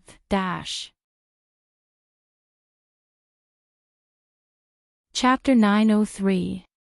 The suitcase was opened. A few clean and flat white breast wrappings were placed in the middle compartment of the suitcase. All the answers were completely revealed, and there was no longer any possibility of concealment. Li Nanheng looked at those things indifferently, bent down, picked up the strips of cloth, looked at them briefly, put them back calmly, closed the suitcase, and pushed it back under the bed. Then he kept squatting by the bed, slowly turned his eyes to the direction of the bathroom, got up, walked over, pushed open the bathroom door, and saw a few toiletries placed there. There was still a faint fragrance inside, which was unique to Feng Ling. Turning to look at the table next to him, the man pulled open the drawer with one hand. Sure enough, there was a pack of sanitary napkins that only women would use. They were white and soft. Lying inside, it was as if the huge truth that had been hidden for many years had come crashing down on him. So, it was really a woman. Next door. Feng Ling turned on the computer and quickly sorted out the documents. At the same time, she looked back. She didn't close the door, thinking that Li Nanheng would come with her, but it had been a few minutes, but he hadn't come yet. Could it be that he had been waiting in her room? With a loud bang, a clap of thunder across the sky pierced the sky, and a flash appeared and then disappeared. Feng Ling's face was slightly illuminated by the computer screen. Her eyes were calm and gentle, looking at the documents on the screen, and carefully sorting them. However, these documents looked old. In her impression, she seemed to have seen these documents last time. Why did he suddenly ask her to sort out these old documents? Could it be that there were new instructions in the base? Just after Feng Ling sorted out the documents, she suddenly felt a prickling feeling on her back. Her fingers jumping on the keyboard stopped, and she looked back at the man who had stood in front of the door. After the man walked in, his eyes fell on her and he walked directly behind her. His eyes were on her. Feng Ling had never seen such a look in his eyes. And there seemed to be an obvious emotional change, but when she was about to see something, it seemed to be covered by something. Is there something wrong with these documents? Feng Ling asked subconsciously. Li Nanheng's eyes were cold and deep, and some things in his heart were endlessly vigorous. Some shock from the depths of his soul made him surprisingly calm. He took out a silver lighter from his trouser pocket and said lightly, "No problem. Tidy up your things. Don't ask more questions." Feng Ling glanced at him again, but the man had turned and pushed the window open, walking to the balcony of his room. Li Nanheng turned his back to Feng Ling, who was busy in front of the computer. He held his cell phone with one hand, took out a cigarette, and put it in his mouth. Listening to the sound of the keyboard and mouse behind him, he turned his noble face sideways and looked indifferently at the empty and dark base. Feng Ling didn't know why, but she felt a certain sense of oppression from his back. The man was smoking. She looked up at him and paused for about 10 seconds. The man turned his back to her, blew smoke rings into the night sky, and said coldly, "Don't be in a daze. Go on." Feng Ling quickly retracted her gaze and stared at the screen, but her fingers on the keyboard slowed down a little. She didn't know what happened, but what the two people of Team 3 found today should have nothing to do with him. Besides, Auntie Jieli was so tight-lipped, so she definitely wouldn't say anything.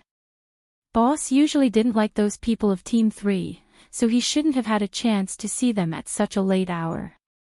But out of worry, Feng Ling occasionally looked up at the man's back. However, she saw that he just stood there smoking and didn't want to say anything to her, force her to do anything, or target her. Feng Ling, the man's low voice mixed with the heavy rain that gradually fell with the wind and thunder outside the window, with a different kind of charm. During the days when I had a high fever on the snow mountain, nothing happened? Feng Ling looked back at the computer screen, saved the file, marked the date, and said calmly, "No." It seemed to be the expected answer. He was full of lies. Li Nanheng still maintained his rationality. Otherwise, he would have directly pulled out the dagger in his trouser shoe and cut her clothes. I suddenly remembered that the computer is full of old files from some time ago, and the new files will not be sent to the mailbox until tomorrow morning. The man said seriously, "Put it there. Don't sort it out." Suddenly remembered. Feng Ling stopped and looked coldly at the man on the balcony. "Boss, you are really forgetful." Hearing this, Li Nanheng turned his eyes and said slowly, "What else did I forget? Why don't you remind me? Maybe if you remind me a few more times, I'll be able to remember what I should remember." "No." Feng Ling said with a straight face, "Boss, I guess you are too busy. It is normal for you to remember the wrong time. After all, you are the boss. Even if you ask me to take out the files from a year ago and reorganize them, I won't have any complaints."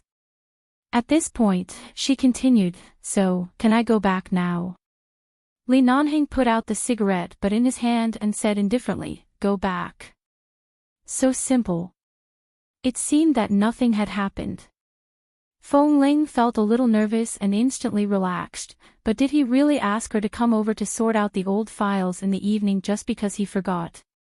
Feng Ling felt that she really didn't pay enough attention to Boss Li's thoughts. Usually, she didn't deliberately guess his thoughts, and now she couldn't understand him. "It's raining outside. Remember to close the doors and windows." Li Nanheng looked at the rain outside the balcony and said coldly, "It's almost winter. Don't wear too little."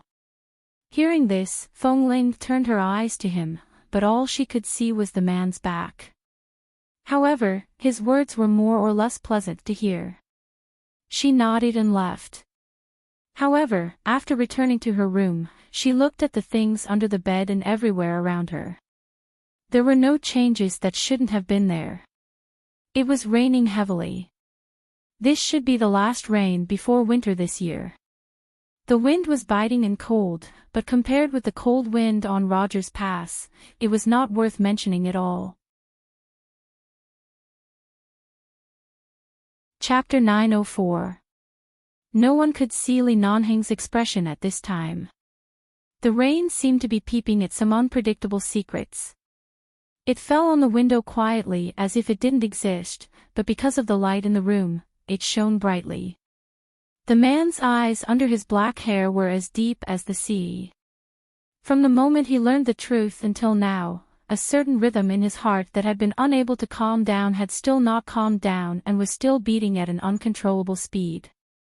Even his breathing was a bit agitated. It turned out to be her.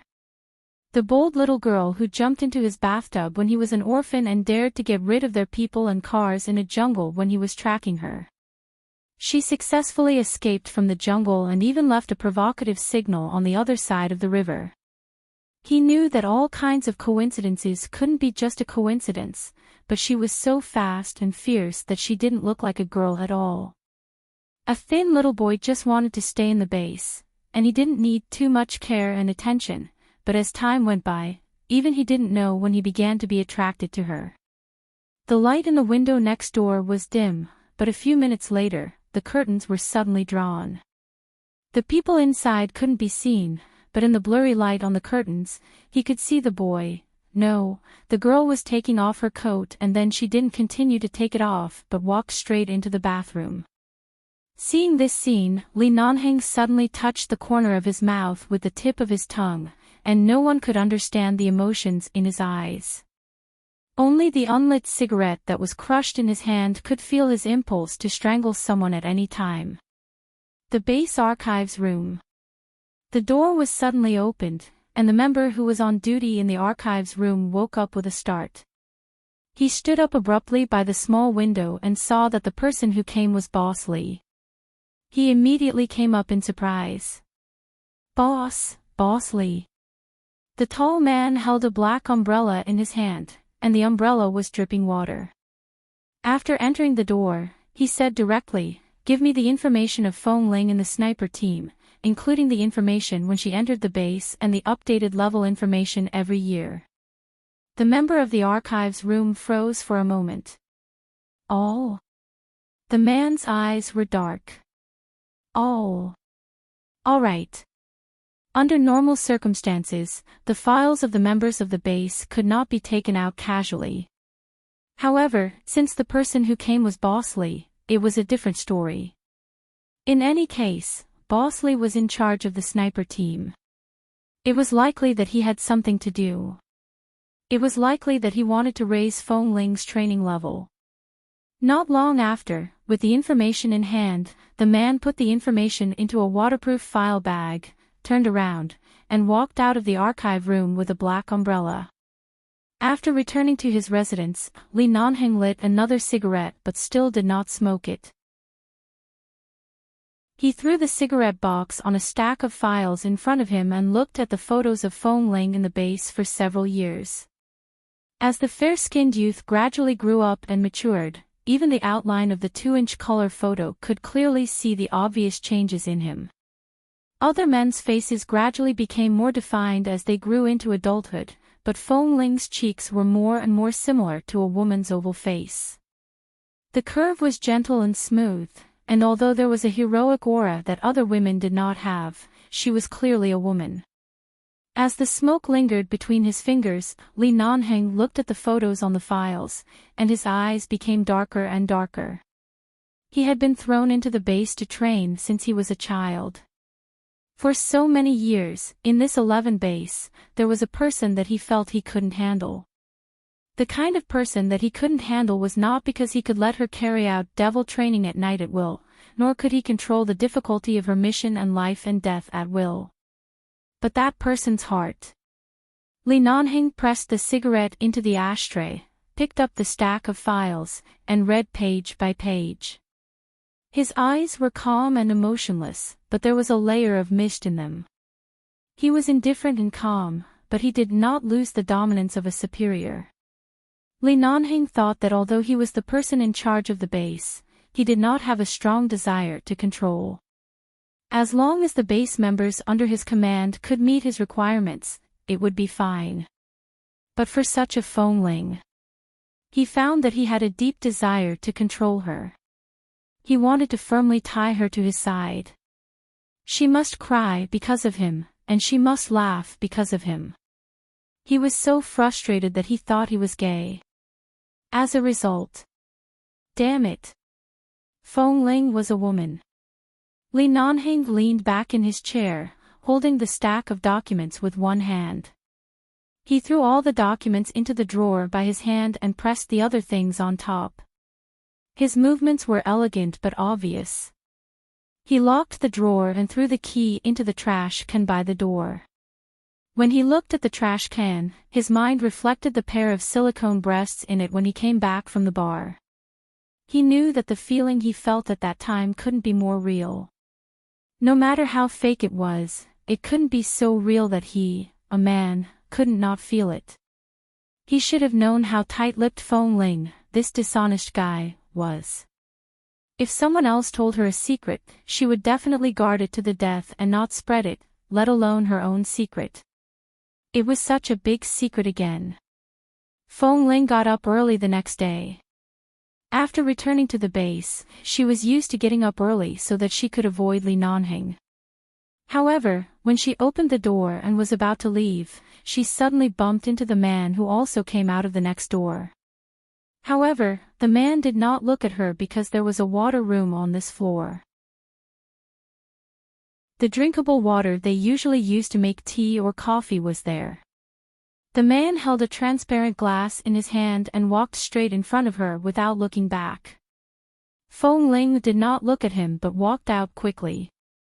When she turned the corner of the stairs, she paused for a moment and quickly turned to go downstairs. When the man walked into the water room, although he did not look in that direction, he saw Fong Ling pause there and quickly turned her head as if she wanted to pretend that she didn't care. Li Nanheng slowly curved his lips, and there was a trace of gentleness between his cold brows. The game began. Once, a mouse put on a cat's skin and swaggered through the market. Now, it was time for the cat and mouse game. Morning training. Because of the heavy rain last night, the temperature suddenly dropped a lot today, and the air was cold. Fong Ling's usual training state was similar to today's, but because her period came early, she felt a dull pain in her stomach. Sure enough, she caught a cold when she was in Rogers Pass. It would take her a while to recuperate. Chapter 905. Fong Ling shook her head. I'm fine. My stomach doesn't feel well. Xiao Fei looked at her carefully and then at her expression. Although he didn't know if it would be too abrupt, he still asked in a low voice, is it the days that women have every month? Fong Ling immediately took a look at him. As a grown man, he knew a lot. Although she didn't want to say this kind of thing, she still nodded. But it's okay. Just train as usual. Now the sniper team was strengthening their training every day. Although the weather was cold, they couldn't easily stop or rest. After all, the United Nations and the US military were going to send all kinds of big shots here soon, especially to investigate the situation of the sniper team. Can you hold on? Yes. Okay, I'll just practice shooting today. Don't do other movements. Don't move too much. It seemed that she didn't intend to delay the training because of this kind of thing. Although Xiao Fei wanted to ask her to rest now, he looked back and saw the other four were still practicing, so he had to continue to let her practice, and only occasionally handed her a cup of hot water during the break. She went to the canteen at noon. Usually, Auntie Jiali was resting in the morning and only worked at noon and evening.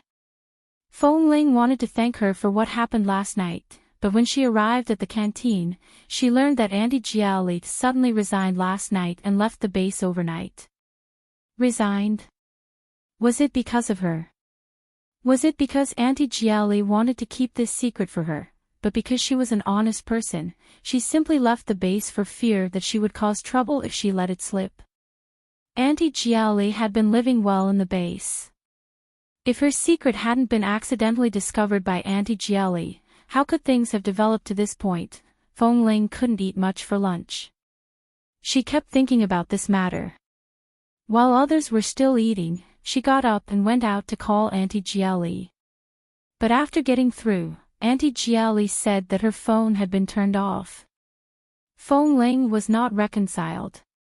She was afraid that Auntie Jieli left because of something else, so she went back to the canteen to ask other staff and chefs, but no one could tell her the reason. They only said that Auntie Jieli packed up and left last night. She didn't say anything when she left, but she seemed to be very calm. She didn't seem to be angry or aggrieved. She didn't seem to have anything difficult to say. After packing up, she left without saying anything. This matter suddenly became a big stone in Feng Ling's heart. She had been absent-minded during the afternoon training and didn't sleep well at night. When he woke up the next day, his stomach did not hurt as much as yesterday, but there was still some vague pain. Moreover, his physical strength would not be as good as usual during these few days of the month, so he would feel tired easily. When they went for morning training, Xiao Fei probably already had an idea of what to do. He let them do some simple warm-up exercises with small movements, and then they continued to practice their shooting. They didn't do any exercises that were too big. During the break, Xiao Fei handed her a glass of water just like yesterday. Since yesterday afternoon, not only did you look bad, but you also seem to be in a bad mood. If there's anything, just say it. I'll help you solve it. Don't be alone. Feng Ling took the water. Nothing. It's just that Auntie Jieli suddenly left. It's hard for me to eat the food she cooks in the future. Xiao Fei immediately burst into laughter and raised his hand to rub her head. You don't look like a foodie. Don't you usually eat whatever you want? Now you are picky. How can you be so sad that an auntie of the canteen left? Feng Ling paused when Xiao Fei rubbed her head. She just glanced at him and didn't say anything. Li Nanheng, who went out to deal with a small case with the police yesterday and came back today, saw this scene when he passed by the entrance of the sniper team training camp. The man was wearing a white shirt and black trousers, but he wasn't wearing a suit jacket. Instead, he was wearing a black combat jacket. It wasn't particularly suitable for matching clothes, but on the man's tall and straight body, it gave off a different kind of handsome feeling. Li Nanheng glanced at Feng Ling sitting on the bench, holding a cup of hot water in her hand and obediently allowing Xiao Fei to rub her head, and a trace of coldness appeared in his eyes. After returning to the base, the first thing he planned to do was to change his clothes and change out of the shirt and trousers he had always hated to wear, but now it was clear that there was a more urgent matter. He turned around and walked straight into the training camp. Boss! Kay and the others greeted him, but Li Nanheng ignored them out of habit. They just smiled and greeted him. Anyway, boss was the boss. Hearing the commotion, Xiao Fei turned back to see the man approaching. Then he saw Li Nanheng approaching coldly. It seemed that his target was Feng Ling.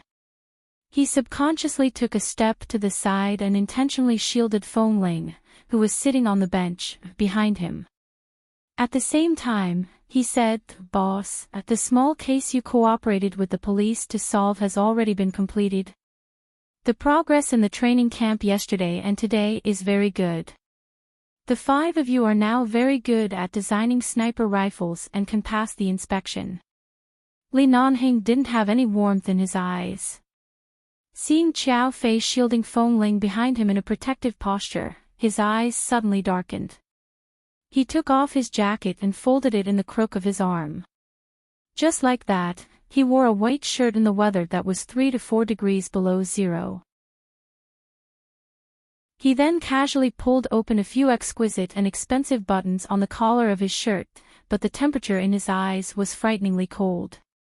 Although her sight was blocked by Xiao Fei, the surrounding air seemed to be several degrees lower, and Feng Ling could feel it. She held the glass cup in her hand, but her stomach was not very comfortable. If she could avoid provoking him, she'd better not provoke him. Anyway, Xiao Fei was standing in front of her, and it was useless for her to ask Xiao Fei to leave now. It's so cold that you have to sit on the training ground and drink hot water. Li Nanheng looked at Xiao Fei's face, but his voice was obviously speaking to the people behind him. Without waiting for Feng Ling to explain, Xiao Fei directly said, "Boss, the temperature has dropped in the past 2 days. There will be an important examination soon. We can't let them catch a cold or fall sick. I specially placed the thermos here so that they can drink more hot water." "Really? Why don't the others have hot water in their cups?" Li Nanheng glanced at the hot water on Feng Ling's cup and then coldly looked at the cups in the hands of the others. But when he turned back, looking at the hot water on the cup, thinking of her special situation in recent days, he instantly understood why she had to drink hot water these days. Chapter 906. Li Nanheng was about to bypass Xiao Fei and pull Feng Ling up, but when he was about to move, he caught a glimpse of several members of Team 3 who happened to pass by the training camp of the sniper team at this time. The members of Team 3 seemed to inadvertently look in this direction and then at Li Nanheng and Xiao Fei, who seemed to be confronting each other because of Feng Ling.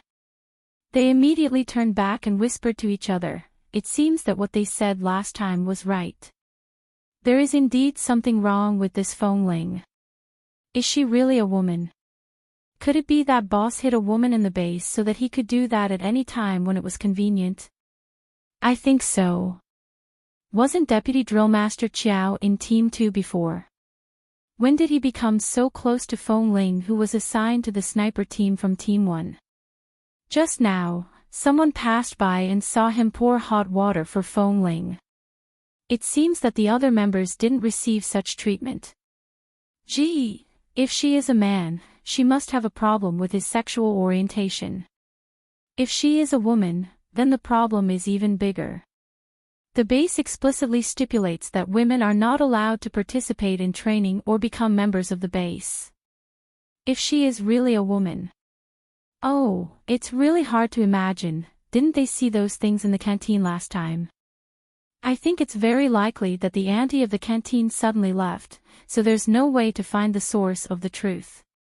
Is it possible that Boss Li is afraid that he secretly hid a woman by his side, so he... Shoo, don't talk nonsense. It's okay to guess whether Feng Ling is a woman or not, but Boss Li has not been in the base in the past few years. Didn't he return to the Li family at that time? I guess he is still in the dark. Who knows whether Boss has suspected it or not? Of course, we are just suspicious, but I think this Feng Ling is really like a woman. From her height to her face, which part of her looks like a man? Feng Ling should be 17 or 18 years old now. I didn't see an Adam's apple in the past few years, but I think she should have one now. Have you noticed it? Does she have an Adam's apple? I haven't been too close to her, so I really didn't notice it. If she is not a woman, how can she use things like sanitary napkins? Can it be used by us men to pad our buttocks at night? Ha ha ha ha ha, mother asterisk her, lower your voice. Don't let anyone hear you.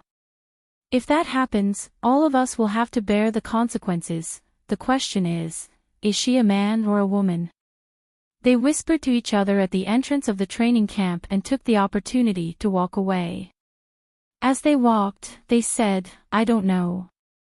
I think it's very likely to be a woman. Let's find some time to test her. Although those people were far away, Li Nanheng could still roughly read their lips. He put one hand in his trouser pocket and glanced at Feng Ling coldly. The police station has been chasing the murderer of a criminal case recently. They need manpower, and they need someone who knows how to use a sniper rifle. Since your training has met the standard, you don't have to worry about the inspection in a few days. Go to the police station to help for a few days. Feng Ling didn't say anything. Instead, she looked at Feng Ling coldly. Xiao Fei was about to say something when Feng Ling answered, "All right, I understand. Tomorrow morning, pack your things and go to the police station. Bring a sniper rifle. There are a few snipers among the murderers. They will face them head-on. You go and cooperate with the police. Don't send anyone else to the base for the time being." Okay. She still had no doubt. When she was in the cafeteria today, although she was a little worried about Auntie Jieli, she noticed that some members of the base passing by seemed to be looking at her with a strange look in their eyes. The matter of the sanitary napkins must have been spread by the members of Team 3. No matter how Auntie Jieli explained it to them, no one was a fool. After all these coincidences, it was impossible for them not to suspect it. Of course, they just suspected it. She had never been interested in other people's opinions. Although Xiao Fei wanted to say something, he couldn't interfere in the end. After all, he was just a drill master, not the person in charge of the base. Xiao Fei looked back at Feng Ling again, asking her with his eyes if she could handle the situation as a sniper for the police alone. Feng Ling gave him a reassuring look. Seeing the exchange of eyes between the two, Li Nanheng's eyes darkened, but he didn't say much. When he turned back expressionlessly, he looked coldly in the direction in which the members of Team 3 left, and said in a voice as cold as ice, "Leave tomorrow morning. The team allows you to go back to pack your things and report to the police station. You can skip the evening training." Feng Ling was really worried about continuing the training at night because of her stomach discomfort. She was afraid that she couldn't hold on, or that her menstrual blood would flow more and more because of physical overdraft and excessive exercise. Xiao Fei was too protective of her. At this time, he couldn't be too obvious, so he couldn't let her rest, but he didn't expect that Li Nanheng would suddenly exempt her from the evening training. Did Boss Li attach great importance to this matter in the police station? The cold-blooded maniac who had always been extremely demanding on her body would ask her to end her training in advance one day. Feng Ling stood up with a cup of hot water in her hand. "I see, boss." Li Nanheng didn't look back but walked straight out.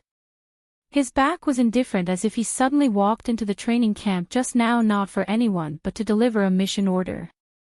That was all. While Boss was gone, Xiao Fei said in a low voice, "That's good. You can also save 2 or 3 days of training. The intensity of the mission outside is not as high as now, but you must pay attention to safety. Besides, in the past 2 days, there were a lot of rumors about Feng Ling in the base. Many people paid special attention to her, standing in the corner and deliberately looking at her. When standing in the eye of the storm, it was better to leave the base for a few days. When this group of people stopped talking about these irrelevant topics, they would gradually calm down. After all, they were all men, and they wouldn't take it seriously." Feng Ling handed the hot water cup in her hand back to him. "Then I'll go back to pack my things first. Deputy Drill Master Qiao, thank you for the hot water." Xiao Fei took the cup. Just now, she just held the cup in her hand and hadn't had time to take a sip. He nodded and didn't say much. Feng Ling left directly. Xiao Fei turned to look at the direction in which Feng Ling left quickly, and then glanced at the direction in which Boss Li had gone far away, thinking. Chapter 907. However, he didn't say anything. Now that he had sent Feng Ling out at the most appropriate time, it was equivalent to letting her take this opportunity to avoid all the gossip. Could it be that not only did Boss Li not intend to chase her away, but he was also secretly protecting her? However, she felt that it was unlikely. The Leaf family had always been very strict with many rules and regulations in the base, and the few old masters of the Leaf family were even more strict with men than women. If the few old masters of the Leaf family found out about this, the base would definitely be blown up by them. Given Boss Li's rational mind, he probably wouldn't take such a huge risk to protect Feng Ling. Besides, rumors were spreading everywhere now. However, if he wasn't protecting her, it was clearly just a small task for the police, but Feng Ling was sent out alone. Early the next morning, Feng Ling carried her sniper rifle and left the base to head to the Los Angeles police headquarters to help. The task of encircling and annihilating the criminals this time was very simple. She only needed to shoot the criminal leader in the window of the opposite building at the top of a 60-story building at the mission location. The only test was her marksmanship, accuracy, and proficiency in using a sniper rifle. Because the police informant would take the risk to lure the criminal to the appropriate location from the window of the opposite building, she could only succeed and not fail. Otherwise, many police officers would die for this. The police officers didn't particularly trust her marksmanship, but after all, she was sent by 11 base, so they could only take the risk and cooperate with her. However, the final result was that Feng Ling had completed her mission extremely well. She had fired a sniper shot into the building across the street from over 300 meters away, blowing up the back of the head of the criminal leader. Then, she had followed up with a shot to blow up the head of the most capable helper beside him, saving the police a lot of trouble. After 2 shots, she ended the mission. Feng Ling put away her gun and left directly without saying anything to anyone. However, just as she was about to return to 11 base, Xiao Su suddenly called her and said that the base would be hosting the VIPs in a few days, and there were still some things that needed to be prepared. He wanted to give her a list so that she could go buy the things after completing the mission outside and return to the base after she was done. After receiving the list from Xiao Su, Feng Ling saw that there were so many things on the list. Furthermore, she couldn't just buy all of them in Los Angeles. She still had to drive to the neighboring cities to buy them. Calculating the time, even if she bought all of them as quickly as possible, it would take at least 2 to 3 days. Why did it suddenly feel so good? Her stomach had been feeling unwell for the past 2 days, and she didn't want to go back to the base to feel the gazes of so many people. Feng Ling smiled and walked back to the car with the list in hand. She threw the gun in the car, got into the car, and drove to the first stop. In a large shopping mall in Los Angeles, there was a food and seasoning area on the first floor of the mall. Feng Ling walked in, and with a good sense of direction, headed straight for the place where she wanted to buy the seasonings. She asked for 20 kilograms of seasonings from the shop assistant. This was what the base used to entertain distinguished guests when making certain luxurious dishes. It was said that this seasonings was called misi. Very few people had eaten it before, and very few people knew what it was. The taste of this thing was very special, and generally, only very rich and tasteful chefs would buy it. Or perhaps, some countries would add this misi seasonings to certain dishes when entertaining distinguished guests, and the taste would be very delicious. However, the amount required at one time was too large, and it couldn't be bought in ordinary places. She had to buy it here.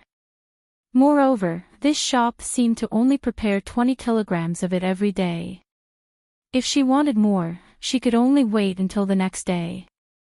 After Feng Ling told the staff what she wanted, the staff nodded and went in. She waited outside.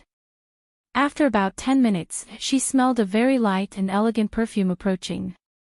She turned around and saw a young woman with a slim figure wearing sunglasses walking past. Feng Ling didn't know much about the brands and bags that women wore.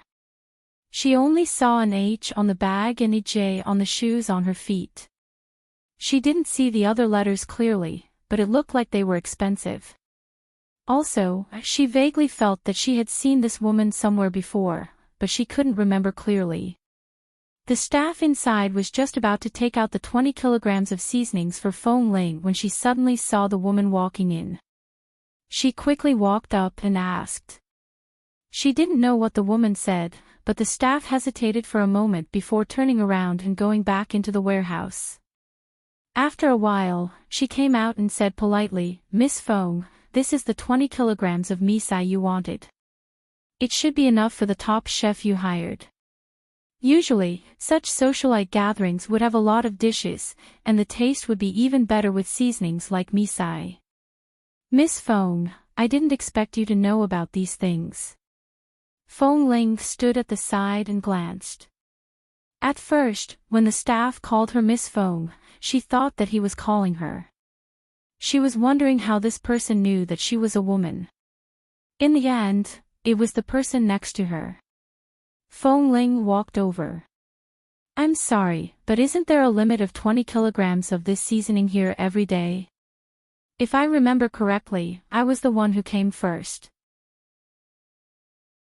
Also, when you went to the back to take out the things, you were about to give them to me. What's the meaning of this now? You're being interrupted halfway. Her tone sounded gentle and calm, but her eyes clearly showed that she didn't intend to let the staff make the decision on their own.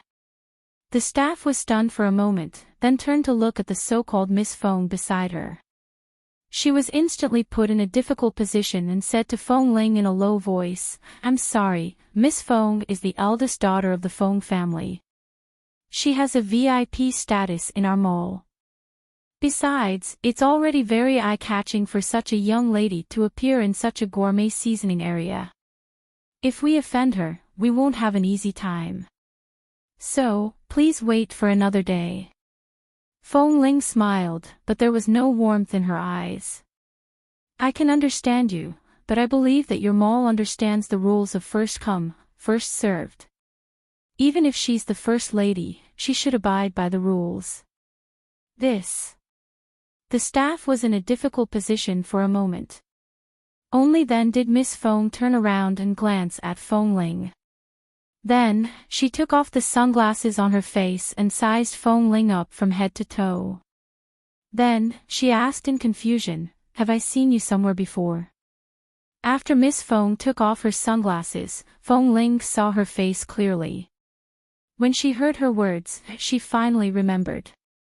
That time in the hospital, when Madame Fong and Qin Shu were in her ward, the eldest daughter of the Fong family, Fong Mingzhu, had also come in once. At that time, Fong Ling didn't pay much attention to her, but at least they had brushed past each other like this, so she had some impression of her. Chapter 908. Seeing that she was so straightforward, Fong Mingzhu immediately raised her delicate eyebrows, looked at Fong Ling for a while, and smiled lightly, but the arrogance in her eyes did not diminish. I remember, the ward shook took me into last time. Oh, by the way, you are from 11 base, right? Fong Ling didn't answer but turned to look at the shop assistant and put the card aside. This is the money for 20 pounds of seasoning. Hurry up, I'm in a hurry. The shop assistant didn't know whether she should take it or not. She turned to look at Fong Mingzhu. Miss Fong, Fong Mingzhu was still smiling. Little brother, we have a very important socialite gathering tonight. We've invited a world-class chef who needs this kind of seasoning. I happened to be passing by here, so I came to buy it on the way. How about I pay for 40 caddies and you can take the other portion tomorrow morning?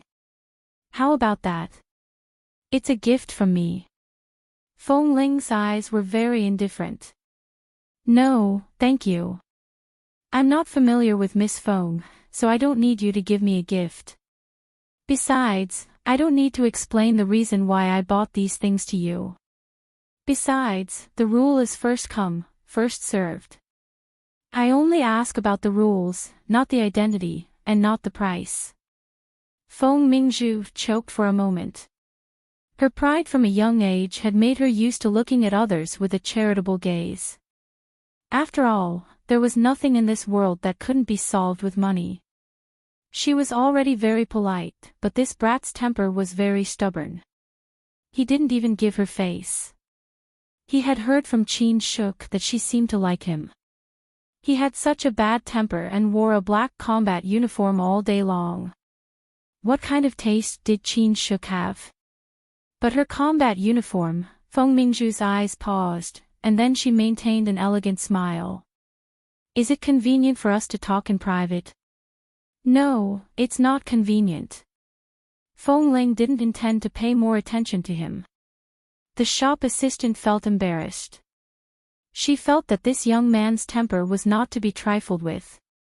Although he was very handsome and beautiful, he shouldn't be a person who would give up easily.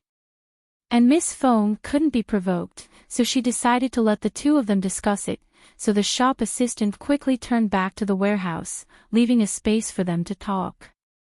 Seeing that there was no one else around, Feng Mingzhu put the sunglasses in her hand into her bag, looked at Feng Ling, and said softly, "You are Nanhang's subordinate. You came out to buy these things because 11 base needs them. But we can't casually tell others about what happened in the base, right?" Feng Qi didn't have any intention of chatting with her, but this Miss Feng seemed to be implying something. She turned to look at Feng Mingzhu. "Since Miss Feng knows about 11 base, I won't say any more nonsense. Of course I know 11 base." There seemed to be some pride in Feng Mingzhu's eyes, as well as a little excitement. "How about this, let's discuss a condition." Feng Ling didn't want to talk about conditions. She was the one who came first. Even if she didn't understand the ways of the world, she knew that she was on the side of reason. Why should she talk about conditions?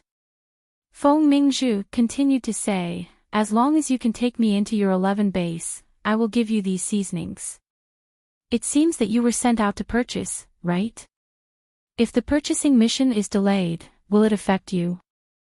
My conditions are not difficult, just bring me back to your base." Feng Ling swallowed the word impossible that was on the tip of her tongue and said in a calmer tone, "Sorry, Miss Feng, 11 base has a clear rule that outsiders are not allowed to enter at will. Don't you know that I am not an outsider? I am Li Nanhang's fiancé." When Feng Mingzhu said the word fiancé, her eyes lit up. It was not difficult to see that she liked Li Nanhang. It was not the first time that Feng Ling heard that Boss Li had a fiancé, so she was not surprised. And Boss Li had said that as long as it was not from his mouth, she should not believe a single word. Feng Ling said indifferently, "Miss Feng, I really don't know you very well. I am just a member of the base, and I can't bring people into the base without permission. Since you are our boss's fiancé, why don't you ask our boss to take you there in person?" Feng Mingzhu seemed to be choked. If Li Nanhang was willing to see her and talk to her, she wouldn't need to run to 11 base to chase after her husband. The person she had loved for so many years refused to marry her, would rather marry her dead sister, and didn't even want to see him. The matter between me and Nanhang is a bit complicated. No matter how complicated it is, it has nothing to do with me. I only know that there is a rule of first come, first served when buying things outside, and I also know that outsiders are not allowed to enter and exit the base at will. Sorry, please excuse me. As Feng Ling spoke, she raised her hand and gently pushed her away politely. Then she bent down to pick up the bag of 10 kilograms of seasoning on the ground and turned to take it aside, determined that she must take this thing away and would not give it away. Seeing that she didn't get any benefits, Feng Mingzhu's face was no longer full of smile. She looked at Feng Ling for a while and said with a hint of mockery on her lips, "I can pay double or even 10 times the price to buy this thing. I believe that the shop assistant and the boss will not refuse to take it. Why are you so stubborn?" Feng Ling was expressionless. There are surveillance cameras in the shopping mall. Any behavior of forcing people to buy or sell things is illegal. Miss Feng, if you have graduated from primary school, you should know this.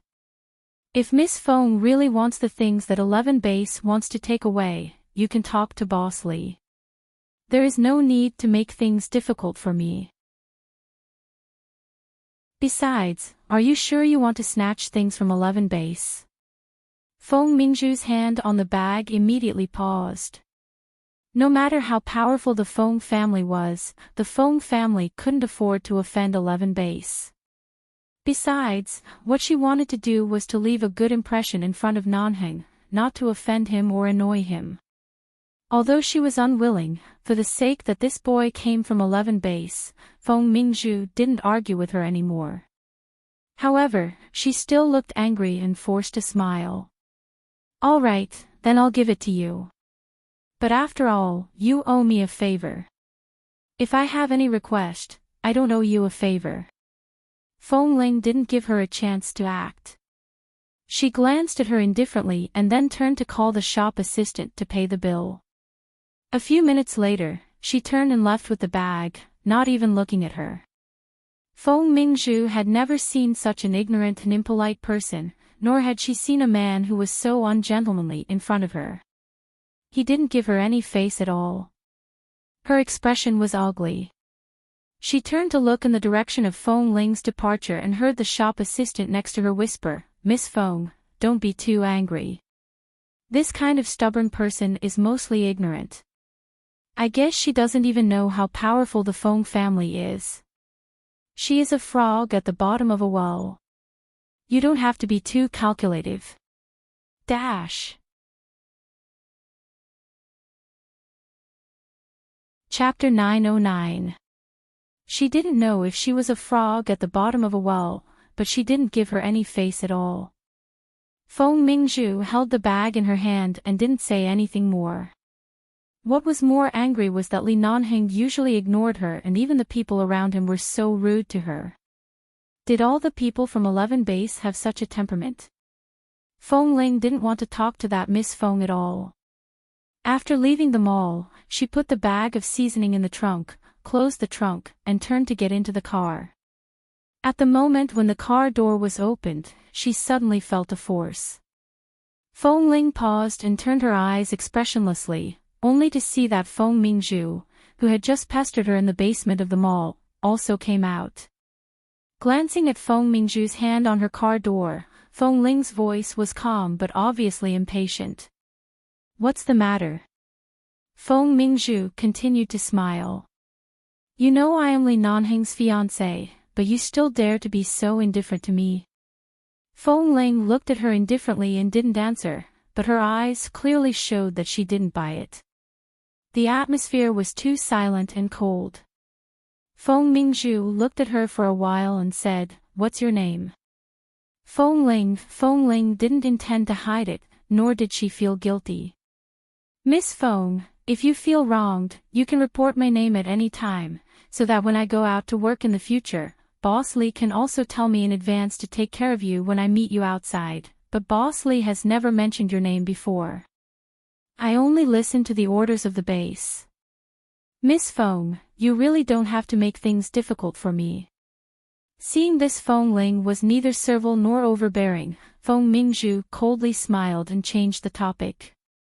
"Your surname is also Feng?" "Yes, unfortunately, my surname is also Feng." Feng Mingzhu's smile became even colder. In the Chinese circle in Los Angeles, there aren't many people with the surname Feng. This is fate. Maybe our ancestors were a family for hundreds of years. Just help your family. Can you take me back to the base? Take your hand away. Feng Ling didn't look at her anymore and opened the car door.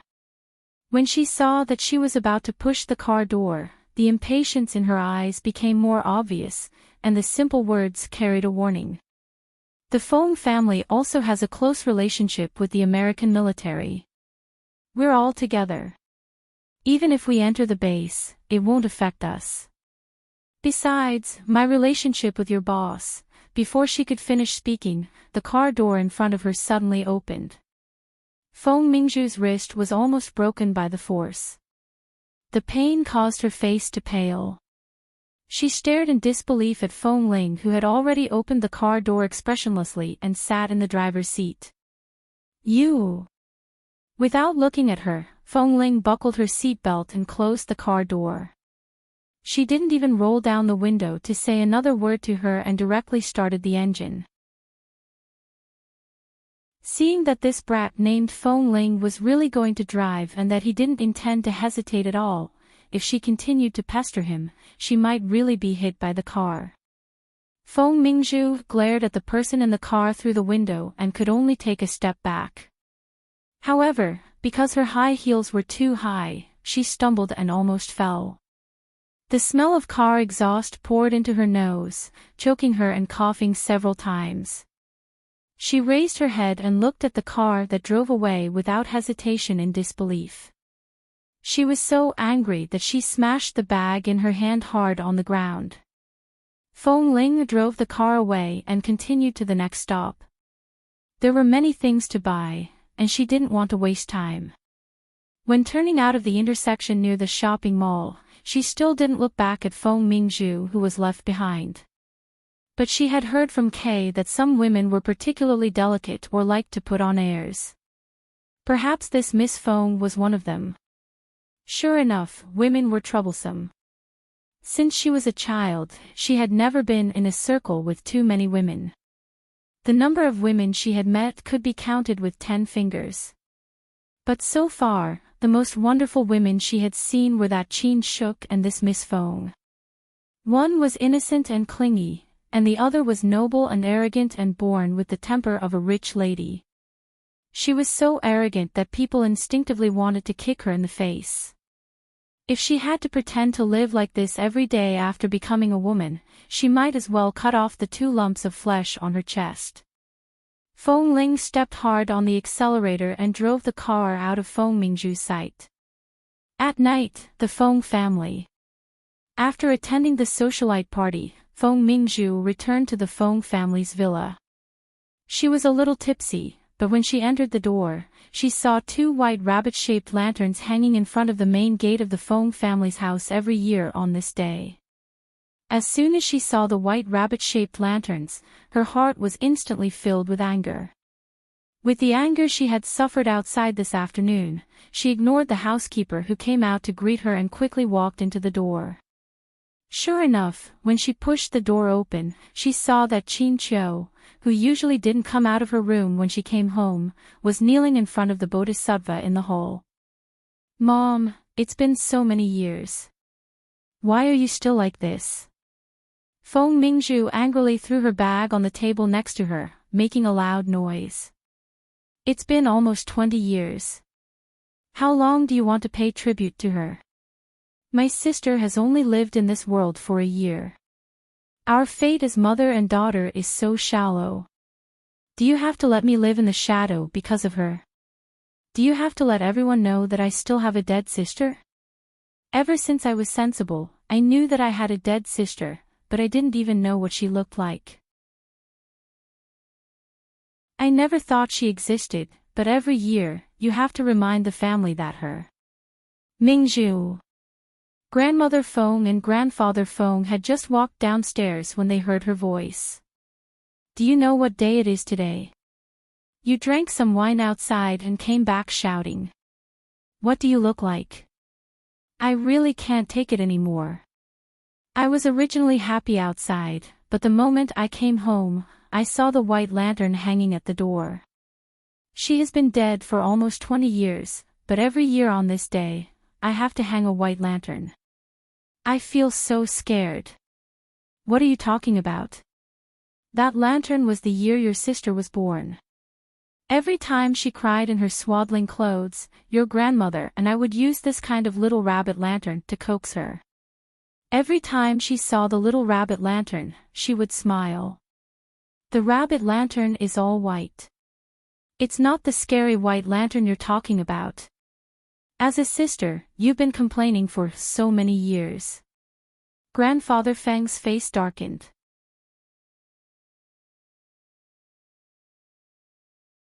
Chapter 9-10. Can't I complain? She has been dead for so many years, and Mom has been depressed for so many years because of her. She doesn't even go out of her room. As long as she comes out, she will kneel in front of Bodhisattva and pray for blessings. Feng Mingzhu said as she raised her hand to rub her forehead that hurt because of drunkenness. "I've had enough. It's precisely because you keep mentioning this person who doesn't exist anymore that the Leaf family would find such an excuse to marry a cenotaph instead of me. I've already been humiliated by the Leaf family, but you still want to hold a memorial ceremony for her at this time. Feng Mingzhu pointed to the emerald Buddha beads in Qin Qiu's hand and the old baby clothes that were spread on the table in front of her. How long will this memorial ceremony take? Will our family live under the shadow of accidentally dropping the child into the sea for the rest of our lives? Hearing her words, Grandmother Feng's face suddenly darkened. Child, how dare you? Grandfather Feng said angrily, this year is your sister's 18th birthday, and it has been 17 years since she sank to the bottom of the sea. If she is still alive, today will be her coming-of-age ceremony, just like your coming-of-age ceremony. She should have the same glory as you. After all, you are the granddaughters of our Feng family. But now that she is gone, can't we hold a memorial ceremony at home? You're so angry just because we hung 2 rabbit lanterns. Do you want our family to lose their memories and completely forget about your sister? I really hope that the whole world can forget about her. Then perhaps there won't be such a big joke that Li Nanheng wants to marry our second daughter Cenotaph. I'm that big joke. Feng Mingzhu clenched her hands tightly. Mom, I'm also your daughter. Can't you put all your attention on the living? Do you have to spend so much energy thinking about someone who has been away for so many years? Today is your sister's 18th birthday. 18 years ago, when she was born, our family was very happy. At that time, you were very young and ignorant, but you also knew to surround the bed and laugh that you had a sister. We just want to commemorate her on such a day. As for other things, let's talk about it another day. Grandfather Feng frowned. Feng Mingzhu rolled her eyes at the 2 white rabbit lanterns hanging outside, picked up her bag, and went upstairs.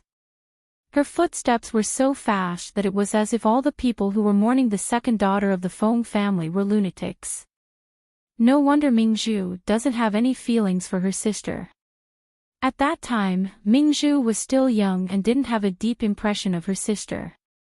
Although what she said was a little too much, there's no need to take it to heart. Recently, she has been unhappy because the Leaf family broke off the engagement. Just give her some time.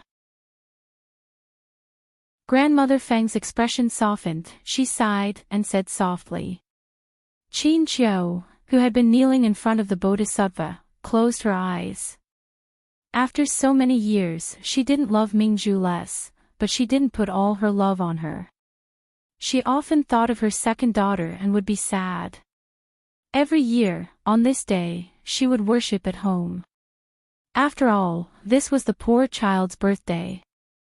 However, in Mingzhu's eyes, her selfish thoughts and guilt towards her second daughter were very disgusting. She sighed, looked at the old clothes in front of her, and couldn't help feeling sad. Los Angeles, night market. The shopping was not over yet, so Feng Ling couldn't return to the base for the time being. The hotel near the night market was not expensive, so she found a quiet, inexpensive, and good place to stay. She didn't eat anything in the evening and was hungry at around 9 o'clock. She walked out of the hotel and walked around the night market, looking at the things on both sides of the street. However, in a few days, there would be an important inspection in the base, so she couldn't eat randomly, in case she got a stomachache and affected her performance, so she bought a small pizza that looked good to eat. There were too many people in the pizza shop, and there were no empty seats. Although the air was cold tonight, there was no wind. She took the pizza box and sat on a staircase in the middle of the night market. She took out the pizza and ate a few mouthfuls of the mineral water. From the corner of her eye, she saw a large cake shop not far away. Many young mothers and their children were buying cakes of various colors and flavors in the cake shop. They were full of happiness. Feng Ling looked at the various cakes in the cake shop window and bit the pizza in her mouth. When she was about to reach out to pick up the mineral water next to her, she touched nothing but a man's leather shoe. She paused, turned her eyes abruptly to look at the shoe she had touched, and then looked up along the man's black trousers. When she saw Li Nanheng's cold face, she suddenly felt her palms were hot and drew her hand back in fear. Li Nanheng looked at the crowd around him indifferently and then glanced at Feng Ling, who was sitting on the dusty stone steps and eating a vegetarian pizza. His cold and indifferent lips curved up when she didn't see it. He slowly walked down the stairs until he was many steps lower than where she was sitting, turned around, and looked at Feng Ling, who was sitting there. The base asked you to come out to buy, but didn't limit your expenses. There are places to eat everywhere. Why are you sitting here and eating pizza? Feng Ling was expressionless. I didn't want to eat dinner, but I was suddenly hungry, so I came out to eat. She didn't ask why Li Nanheng suddenly came out. Anyway, he was the boss and could come and go as he pleased. No one could control him. She didn't ask how he knew she was here. The car she drove out of the base was equipped with a GPS tracker, and every member would know her whereabouts when she went out on a mission. This was not surprising. When other people went out on missions, whether it was a helicopter or a car, they also had GPS. Li Nanheng put one hand in his trouser pocket and looked back at the cake shop nearby. You've been looking at the cake in that shop. Haven't you eaten it? I've eaten it. When the brothers in the base celebrate their birthdays, some people will occasionally buy it back, and I've eaten some. Feng Ling lowered her head to bite the pizza. There was something in her mouth, and she said lightly, "It's just that kind of cream. It's nothing special." Li Nanheng glanced at her. "Do you want to eat it?" Feng Ling paused and raised her eyes to look at him. She watched as the man stood at the foot of the stairs with a pleasant expression, but at the same time, she thought about how cruel and shameless this man could be when he was raging.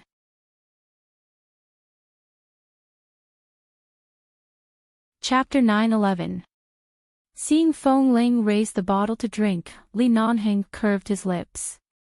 When she put down the bottle and looked at him again, his expression became cold and indifferent again. Feng Ling screwed the bottle and turned to leave. The man behind her glanced at her. "Come back."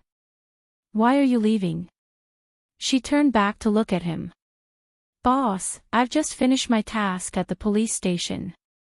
I've been busy with the procurement this afternoon. It's already very late. I should go back to rest. Do you still want me to accompany you to walk the road?" Li Nanheng pointed to the cake shop with his chin. "Let's go eat cake first."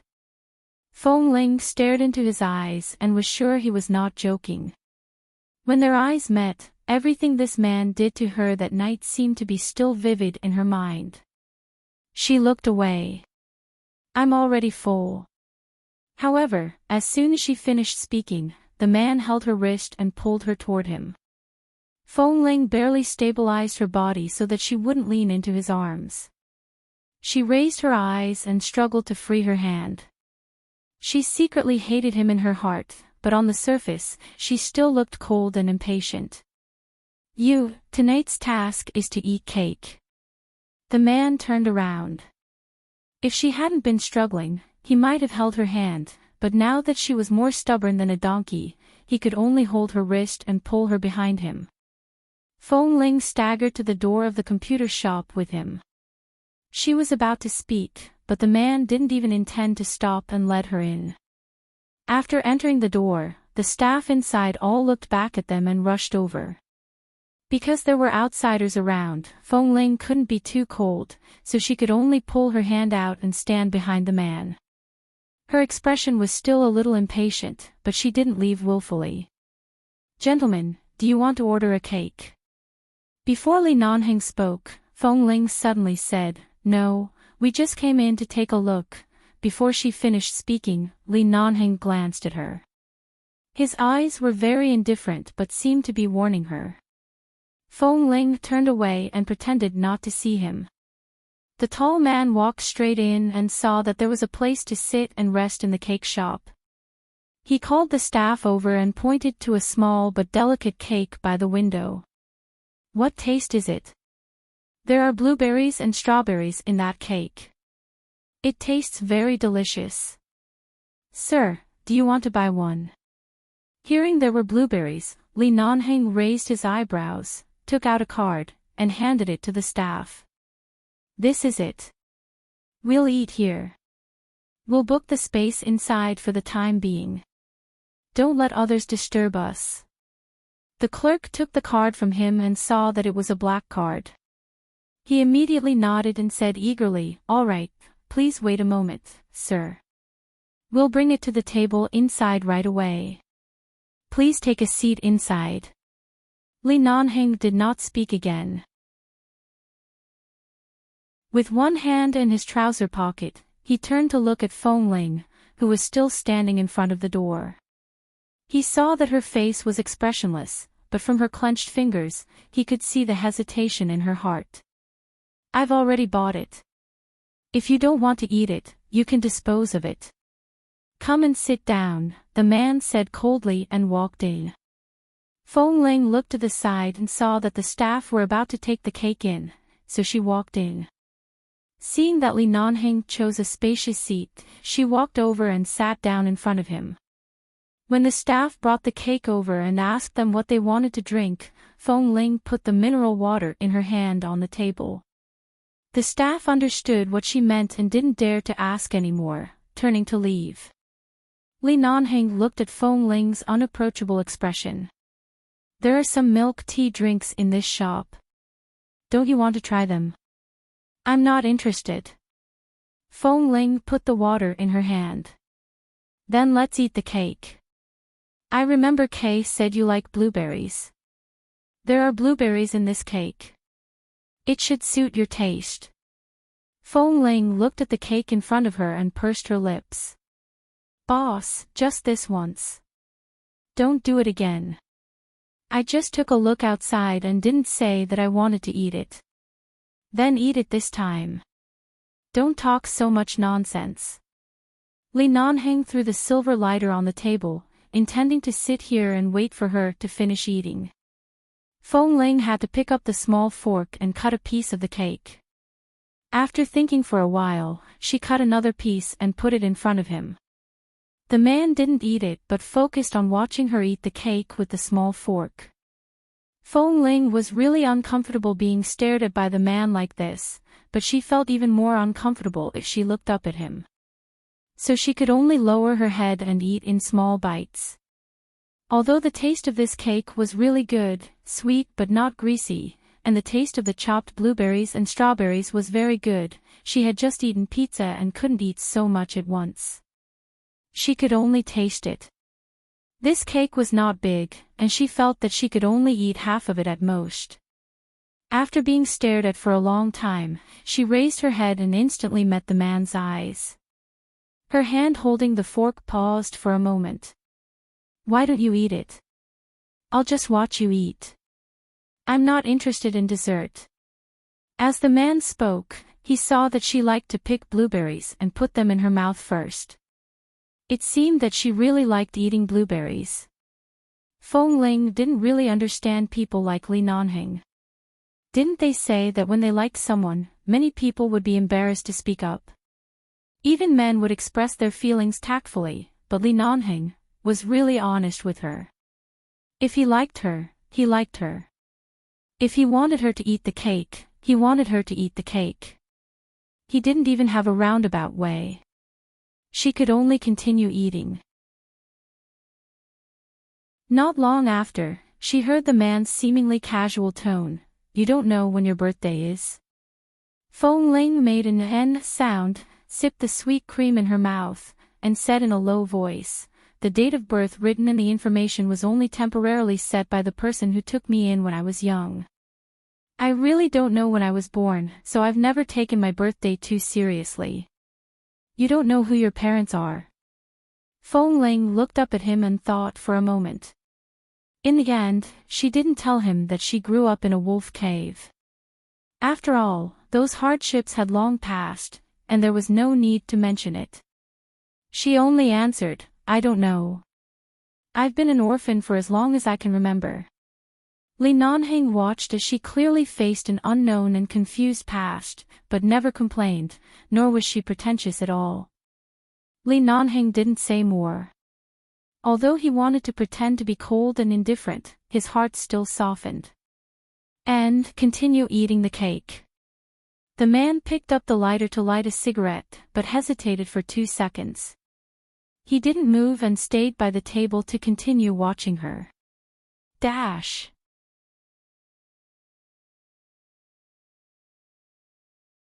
Chapter 9:12. After leaving the cake shop, Feng Ling planned to go back to rest. But because of Li Nanheng's presence, she couldn't say it out loud. She was afraid that he would say that since they were both men, he could just stay in her room for one night. Thus, she passed by the hotel and the night market. She went back and forth several times, but Feng Ling never said that she would go back. He wanted to see how long she could hold on, so he quietly accompanied her around the night market. In the end, he bought a bunch of unnecessary things and carried them in his hands. There were more and more of them. At nearly 11 o'clock in the evening, the night market was about to close. Feng Ling resisted the urge to yawn. "Boss, are you busy in the city tonight? If you have something to do, I won't disturb you. You can go back first." Li Nanheng's expression didn't change. "Nothing. It's getting late. I can stay nearby for one night." Feng Ling. "Boss, help yourself." Seeing her dodge, Li Nanheng smiled lightly, but there was no obvious smile in his eyes. He only watched her fair little face when she turned away and then glanced at her deliberately short hair. "Do you want to find your parents?" Feng Ling then looked at him. "How?" "If you want, you just need to report your DNA to the police, and I'll send someone to supervise them. If your parents are still alive, it won't take long to find them. After all, technology is so advanced now. As long as you want to, you can find them." Feng Ling was silent for a moment. "Forget it. I've never thought about this kind of thing. I've been used to being alone since I was young. Besides, I'm not sure if they didn't want me at all, so they threw me away. Why should I look for them? Even if it's just an accident, it has been so many years. I guess they have other children and a happy family, and they should have forgotten me. No one will forget their children. Boss, I'm not good at communicating with people. Even if I really find out who my parents are, I won't go back to them. I'm fine now." Looking at her calm expression, Li Nanheng raised his hand to rub her hair, but the moment he raised his hand, he paused, put it back into his trouser pocket, and said indifferently, "It seems that you have deep feelings for 11 base. 11 base is the only place that gives me a sense of belonging." Feng Ling answered truthfully. Seeing the trace of exhaustion in her eyes, when the two of them passed by the hotel, Li Nanheng stopped. "Go take a rest. After the shopping, go back to the base. Don't run around." Feng Ling nodded. After Li Nanheng left, Feng Ling lowered her head to look at the pile of things in her hands. There were half-eaten cakes and boxes, as well as some things that she had bought from some stalls. There were all kinds of things, but why were most of them pink?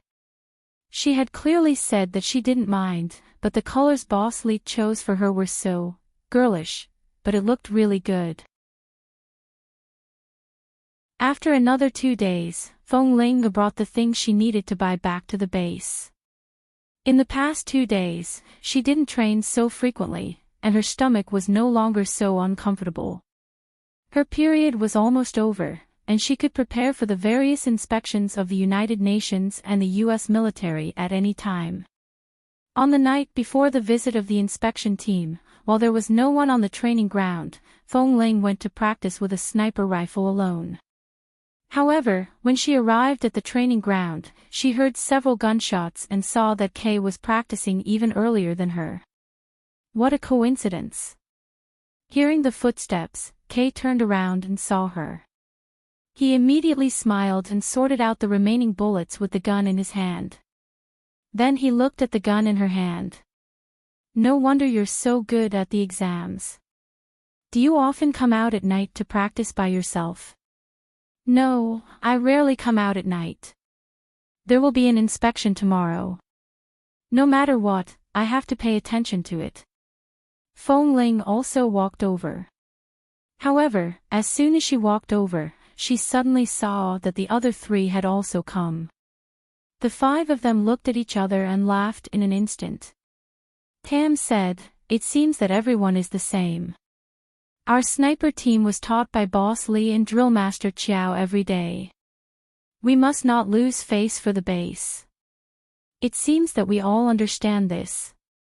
We actually all came at the same time in the evening, although they had trained for a whole day during the day. The five of them were still in high spirits at this time, practicing shooting and laughing wildly. Such a peaceful night, when they recalled it many years later, still felt their blood boiling. The next day, the inspection team arrived. There were about 17 or 18 people. It was said that they were all high-level figures of the United Nations and the military, who were rarely seen. Although the management of 11 Base was militarized, there were times of freedom and occasional laxity, but this time, they lined up neatly, and no one was perfunctory. There was no need for the drill master and elderly to say anything at all. Everyone knew the importance of today's task, so everyone took it seriously and did not hesitate. After an entire day of inspection, from the elite squads to the rookie squads, and then to the other major training camps, such as melee combat, long-range shooting, and long-range high-energy sniping, all of these specialized training camps were all inspected. After the inspection, it was time to see the abilities of each team. In the evening, the 5 members of the sniper team appeared as the finale. The 5 of them performed a beautiful long-range sniper from 300 meters away. All of them hit the bullseye, and their penetrative power was extremely strong, consecutively piercing through 3 targets. When the 5 of them first entered the sniper team, they were ranked first, but after so many months of training, the 5 of them were now almost equal in ability. Only Li Nanheng and Qiao Fei, who personally supervised the sniper team every day, knew how much effort each of them had put in, including last night when the 5 of them secretly went to the training camp to continue training. Although they did not break the harmonious atmosphere of hard work, they were well aware of how outstanding they were and how united they were. After a whole day of inspection, almost every training camp won applause. 11 Base was indeed 11 Base. It did not live up to its reputation. The appearance of the sniper team was even more resounding. A certain leader of the United Nations, who had only occasionally applauded, couldn't help but clap harder when he saw the achievements of these 5 people.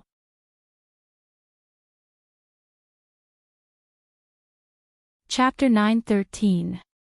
In the evening, at 11 Base's celebration party, the sniper team was praised by the leaders one after another. After 3 rounds of drinks, a very influential leader in the U.S. military named Danny Ken specially went to the table where the members of the sniper team were seated and sat down to speak with them. He even sat next to Feng Ling and praised her even more. From time to time, he would ask her how old she was and when she entered the base. In short, it was not difficult to see that this Danny Ken seemed to be very interested in Feng Ling. Feng Ling was not good with words, so she could only answer whatever was on her mind. Li Nanheng was chatting with someone at the table of the UN leaders. Glancing at Feng Ling's awkward situation, he smiled and said something to the person next to him, put down the glass in his hand, and turned to walk over. Mr. Danny Ken. As Li Nanheng approached, he casually patted Feng Ling's shoulder. At the same time, he turned to look at Danny Ken who was seated by her side. Although these brats from the sniper team did shine brilliantly today, they are usually busy with training and missions.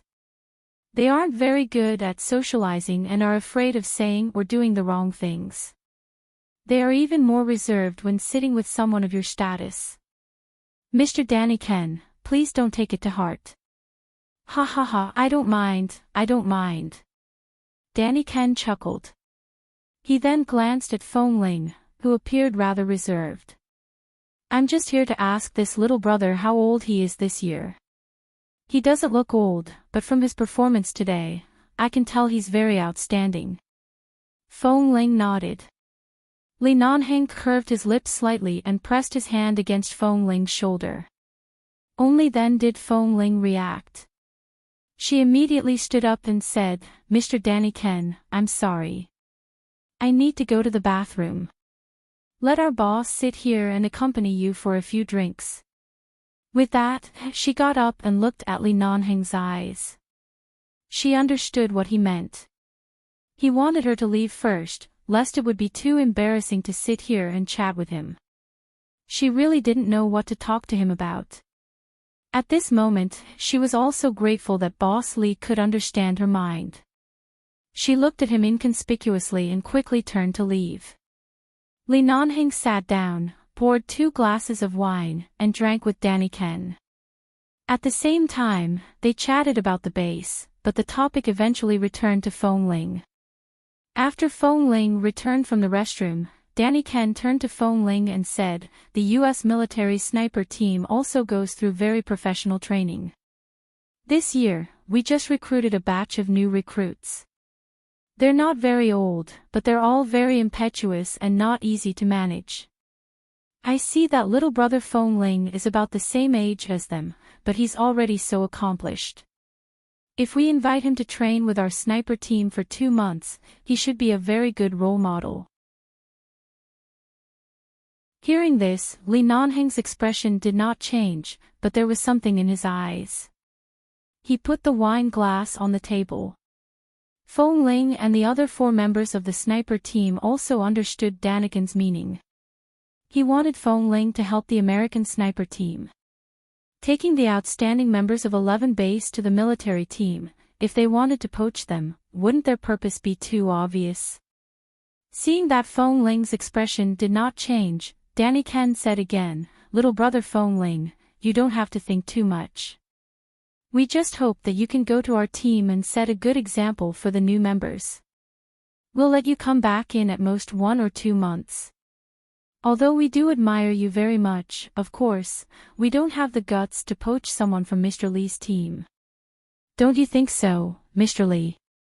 Danny Ken looked at Li Nanheng beside him with a smile. Li Nanheng curled his lips indifferently. It seemed to be a smile, but there was no warmth in his eyes or voice. Mr. Danny Ken, you must be joking. It's not that I'm arrogant, but if someone really wants to poach someone from my team, I'm afraid it won't be so easy. Danny Ken looked at the 5 members at the table with a smile. Really? If the U.S. military offers better treatment to the 5 members of the sniper team, won't you consider joining the military team? The 5 people at the table looked at each other and didn't speak. Did they think they were stupid?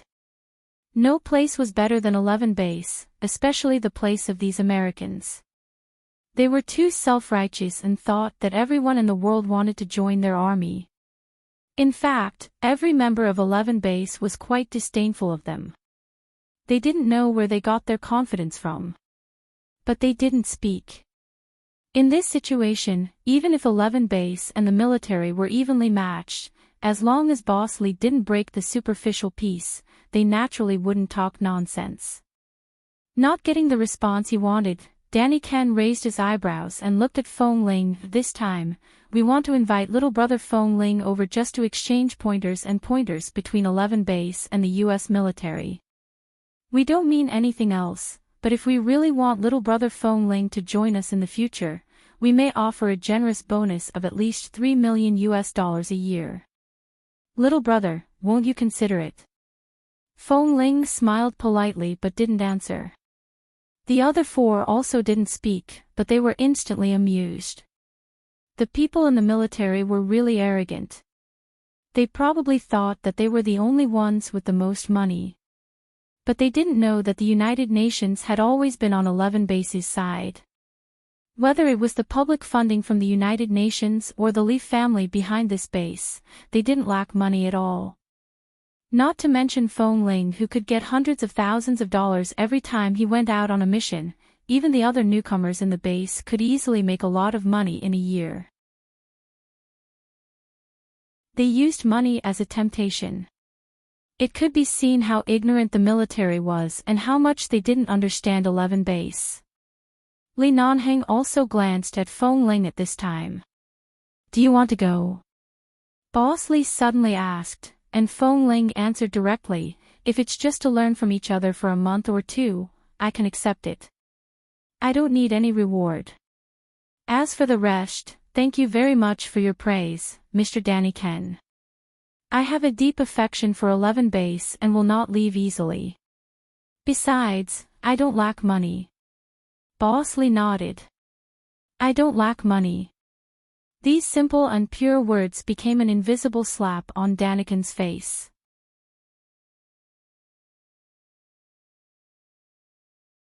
Chapter 9:14. Fong Ling didn't respond directly but turned to look at Li Nanheng. Li Nanheng also had a faint smile on his face, and no one could tell what he was thinking. The man's slender fingers played with the wine glass in his hand, and the smile on his lips widened. But those who knew him knew that this kind of smile was full of danger signals from Boss Li. Even if he said he wouldn't poach people, he still did it blatantly. Mr. Danny Ken really thought that Boss Li was too lazy to argue with the military, so he could let them be so shameless. "Since Mr. Danny Ken has spoken, Fong Ling, pack up your things and go back with him tomorrow." Li Nanheng smiled slightly. When Danny Ken raised his eyebrows in satisfaction, he gently put the glass on the table, and the bottom of the glass made a muffled sound on the table, which made people's hearts tremble slightly. He still said calmly, "In order to express the sincerity of our 11 base, it seems that only sending Fong Ling to show our sincerity is not enough. Kay, you go with Fong Ling tomorrow." Kay immediately understood what Boss Li meant and said, "Okay." Danny Ken chuckled. "Why? Mr. Li, are you still worried about our military? You're worried about taking one away, so you send another to watch over her." Kay said with a silly smile, "Mr. Danny Ken, don't get me wrong. Our boss has always been such a generous person. When he gives gifts to others, one is enough, but he just has to give two. You just want Fong Ling to go to your place to compete with the members of the military sniper team, so you just bring me along. In fact, I'm really honored." Danny Ken put on a fake smile. "It seems that Mr. Li is really generous." Li Nanheng smiled and stood up. When he walked past Danny Ken, he patted him on the shoulder from behind, as though it was a gesture made between men to express their deep friendship. However, the strength of his palm seemed to be a silent warning. "Excuse me." The man's voice rang behind him, and he returned to the previous table, leaving the table in silence. Just now, they were still talking to Mr. Danny Ken, but now they obviously received a hint from Boss Li that Mr. Daniken's purpose should not be so simple. So the table was silent at this moment. Everyone ate and drank, but no one paid attention to Danny Ken, who still wanted to talk to Fong Ling. Seeing that he couldn't get any benefits here, Danny Ken simply drank with them, and then got up with a smile and returned to his table. After returning, he said something to a very fat military leader at the table. The fat leader looked back at them and then at Fong Ling's back. He didn't say anything but nodded as if he was very satisfied. Seeing this scene, Kay immediately turned to look at Fong Ling, who had been eating in silence. "The military invited me so directly and said so officially. I have to go, but boss sent me to accompany you. They must have other plans. They asked me to accompany you and help you at any time. Don't worry, I'm here." "Fong Ling, I'm not a little girl who needs to be protected. Boss must have his purpose for sending you with me, but it can't be to protect me. Kay tooted. You don't understand. Even if you are not a woman, Boss has always regarded you as a little girl who needs his protection.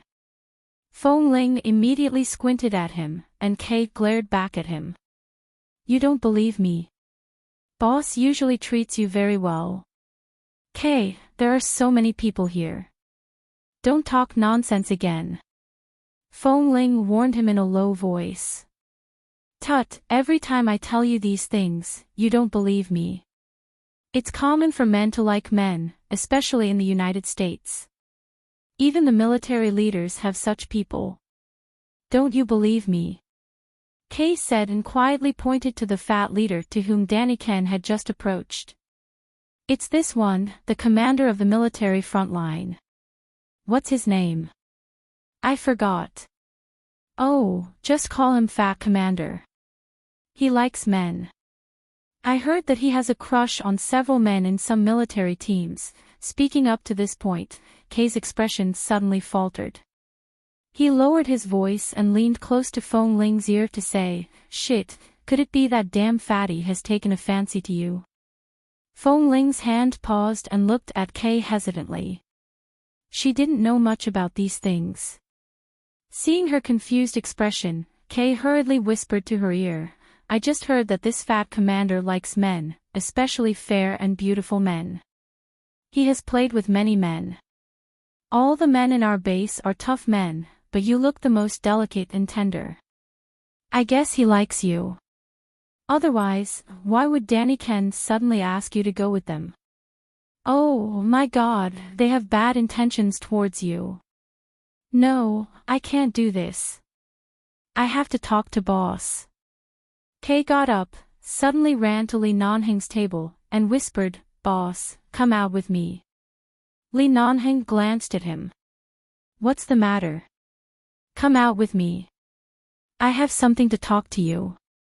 Li Nanheng got up, and Kay followed behind him. When he passed by Fong Ling, he even winked at her. Seeing Kay's expression, Li Nanheng didn't speak. After walking out of the banquet hall, Kay looked around and quickly said, Boss, does Danny Ken have any ulterior motives? I heard that the fat commander seems to like fair and clean little boys like Fong Ling. Kay said this with a mysterious look on his face.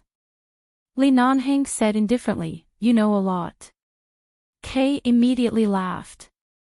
Ha, of course, I was an intelligence officer in some places before I entered the base. I know what to do.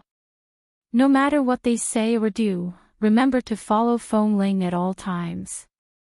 Don't let her leave your sight. Within 5 days, there will be a mission in the base that needs a sniper. They can't hide this reason, so they must send you back openly. Shit, no wonder you agreed so readily.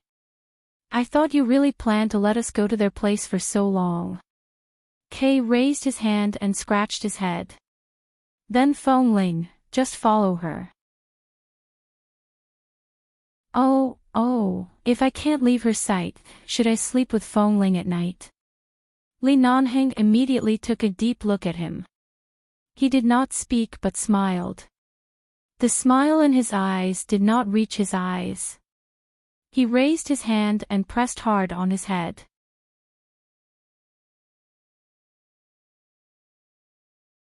Chapter 9:15. In the banquet hall, Fong Ling's table didn't only attract the attention of the military leaders. Several members of Team 3 had been wondering whether Fong Ling was a man or a woman since some time ago. These suspicions and news first spread like wildfire from Team 3, and then gradually spread throughout the base. Others might have only been curious and suspicious at first, but after 2 days, they forgot about it and didn't take it seriously anymore. After all, Fong Ling was still Fong Ling, and they didn't see anything wrong with her. However, the members of Team 3 often chatted together. As time passed, the question about Fong Ling's gender seemed to have become a knot in their hearts. As long as they didn't open this knot, they couldn't help but want to see her. Just now, Mr. Danny Ken first went to Fong Ling's table. They didn't know what they talked about, and then Boss Lee also went over. No matter how much attention this sniper team received, the gap between them was too big. The members of Team 3, who were left behind by Team 1 and Team 2 and the sniper team because of their performance, abilities, and various reasons, couldn't help but look in Feng Ling's direction. There were more Western-style dishes in the banquet hall, and of course, there were many Chinese dishes specially made by chefs. Most of them had to get up and bring a plate back to eat as if they were eating a buffet. Tam sat in the inner side and was too lazy to move. When Feng Ling got up to get some fruit, he handed his plate to her. "Help me bring 2 fried chicken breasts back." Feng Ling took the plate and went over. She had just put the fried chicken breast that Tam wanted on the plate, cut it piece by piece with a knife, sprinkled the seasoning, and was about to turn around to take it back. Suddenly, from the corner of her eye, she caught a glimpse of the gazes coming from the table where Team 3 was sitting. She knew that some rumors had come from Team 3 and knew what they were looking at. She didn't turn around to look at them and turned to leave. However, after taking a few steps, she clearly felt the sharpness of their gazes. Then, her gaze froze, and her eyes turned cold. She quickly dodged the legs of 2 of them, and before they could retract their legs, she pretended to lose her balance and deliberately stomped and kicked their ankles. In an instant, the 2 of them were in so much pain that their faces turned pale, but they didn't dare to make a sound in public. They could only endure the pain and press themselves against the edge of the table. Only then did Feng Ling turn to look at the few people on the table. She curved her lips coldly, but her smile did not reach her eyes. "Sorry, I didn't stand properly and almost fell. Are you all right?" The 2 members of Team 3 endured the pain in their ankles, their faces pale and their voices muffled, but they didn't say much on the surface. They just shook their heads and said, "No, I'm fine." Feng Ling smiled and looked away. "It's good that you're fine." She was about to walk back when she saw another person suddenly stand up with a full glass of wine. Then, he imitated her posture of almost losing her balance. Looking at the angle at which the glass was tilted, it was clear that he was going to pour all the wine on her. Feng Ling took a big step back and then raised her leg, seemingly inadvertently supporting his abdomen with her knee when he fell down. She seemed to want to help him, but in fact, at the moment when the other party fell down, she used this posture to hit his abdomen hard with her knee and at the same time, kicked his arm hard with her leg.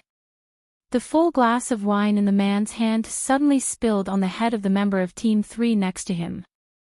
At the same time, he instantly lost control and fell to the ground, falling together with the broken pieces on the ground. One of them was drenched with wine, and his entire face changed. The other fell heavily to the ground. Before the 2 of them could react, Feng Ling had already walked past them as if nothing had happened. At the same time, she said coldly, "Be careful." No one knew if these words were to remind them to be careful here or to remind them to be careful in the future. The other members of Team 3 sitting around the table looked at each other and then at Feng Ling's back as she walked away indifferently with the plate in her hand, and their faces immediately turned green with anger. Qiao Fei was just by the side. Seeing this scene, he could tell that the members of Team 3 wanted to pour the wine on Feng Ling's chest. Such a blatant test. Did they know something? He got up and walked over to help the member of Team 3 who was struggling to get up. Seeing him holding his stomach and grimacing in pain when he got up, he raised his eyebrows and asked, "What's wrong with you guys? Don't tell me you're not targeting Feng Ling. He's not in the same training camp as you guys and we rarely interact. How did Feng Ling offend you? Brother Qiao." The man covered his stomach that Feng Ling had just hit and said with some pain, "We didn't mean anything else. Don't misunderstand. We're not targeting him. We were really careless just now, careless. You almost spilled a full glass of wine on him. This is carelessness." Don't you know how Feng Ling has always won? His skills and speed, even the three of you together may not be able to beat him. How dare you play tricks on him? Do you really want to die? That person pressed his stomach, and his expression immediately darkened. He then turned to look at Feng Ling, ignoring everything else. His curiosity was too strong. In the end, he couldn't help but say, "Brother Qiao, don't you think Feng Ling is like a girl? We don't have any other intentions. We just want to know if he's a man or a woman because of the recent rumors in the base. We originally wanted to help her take off her clothes with this incident. That's all. We really don't have any other malicious intentions." Hearing this, Qiao Fei immediately raised his eyebrows and snorted. "I knew you guys didn't have good intentions. Sure enough, what are you planning? Usually, when you go on missions, your Team 3 is always protected by the members of other teams, but now you actually directly target the people in front of you." The man immediately looked a little ashamed. "No, I'm really curious. There's nothing to be curious about," Qiao Fei said coldly. Qiao Fei coldly and indifferently said, "I've been in the sniper team for so long. The last 2 times Feng Ling needed medicine, I personally took off his clothes and applied medicine for him. Aside from his fair and thin appearance, he's a pure man. You don't have to keep guessing. The base is filled with men. Don't do those things that only women do." Hearing this, the other members of Team 3 immediately got up and came over. They leaned over to Qiao Fei and asked in a low voice, "Is he really a man?" You're tuning into the LoveLore Library YouTube channel.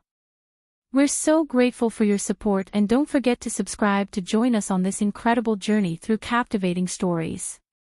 Your generosity through donations truly makes a world of difference, as it's the primary source of revenue that allows me to expand and enhance this channel for you.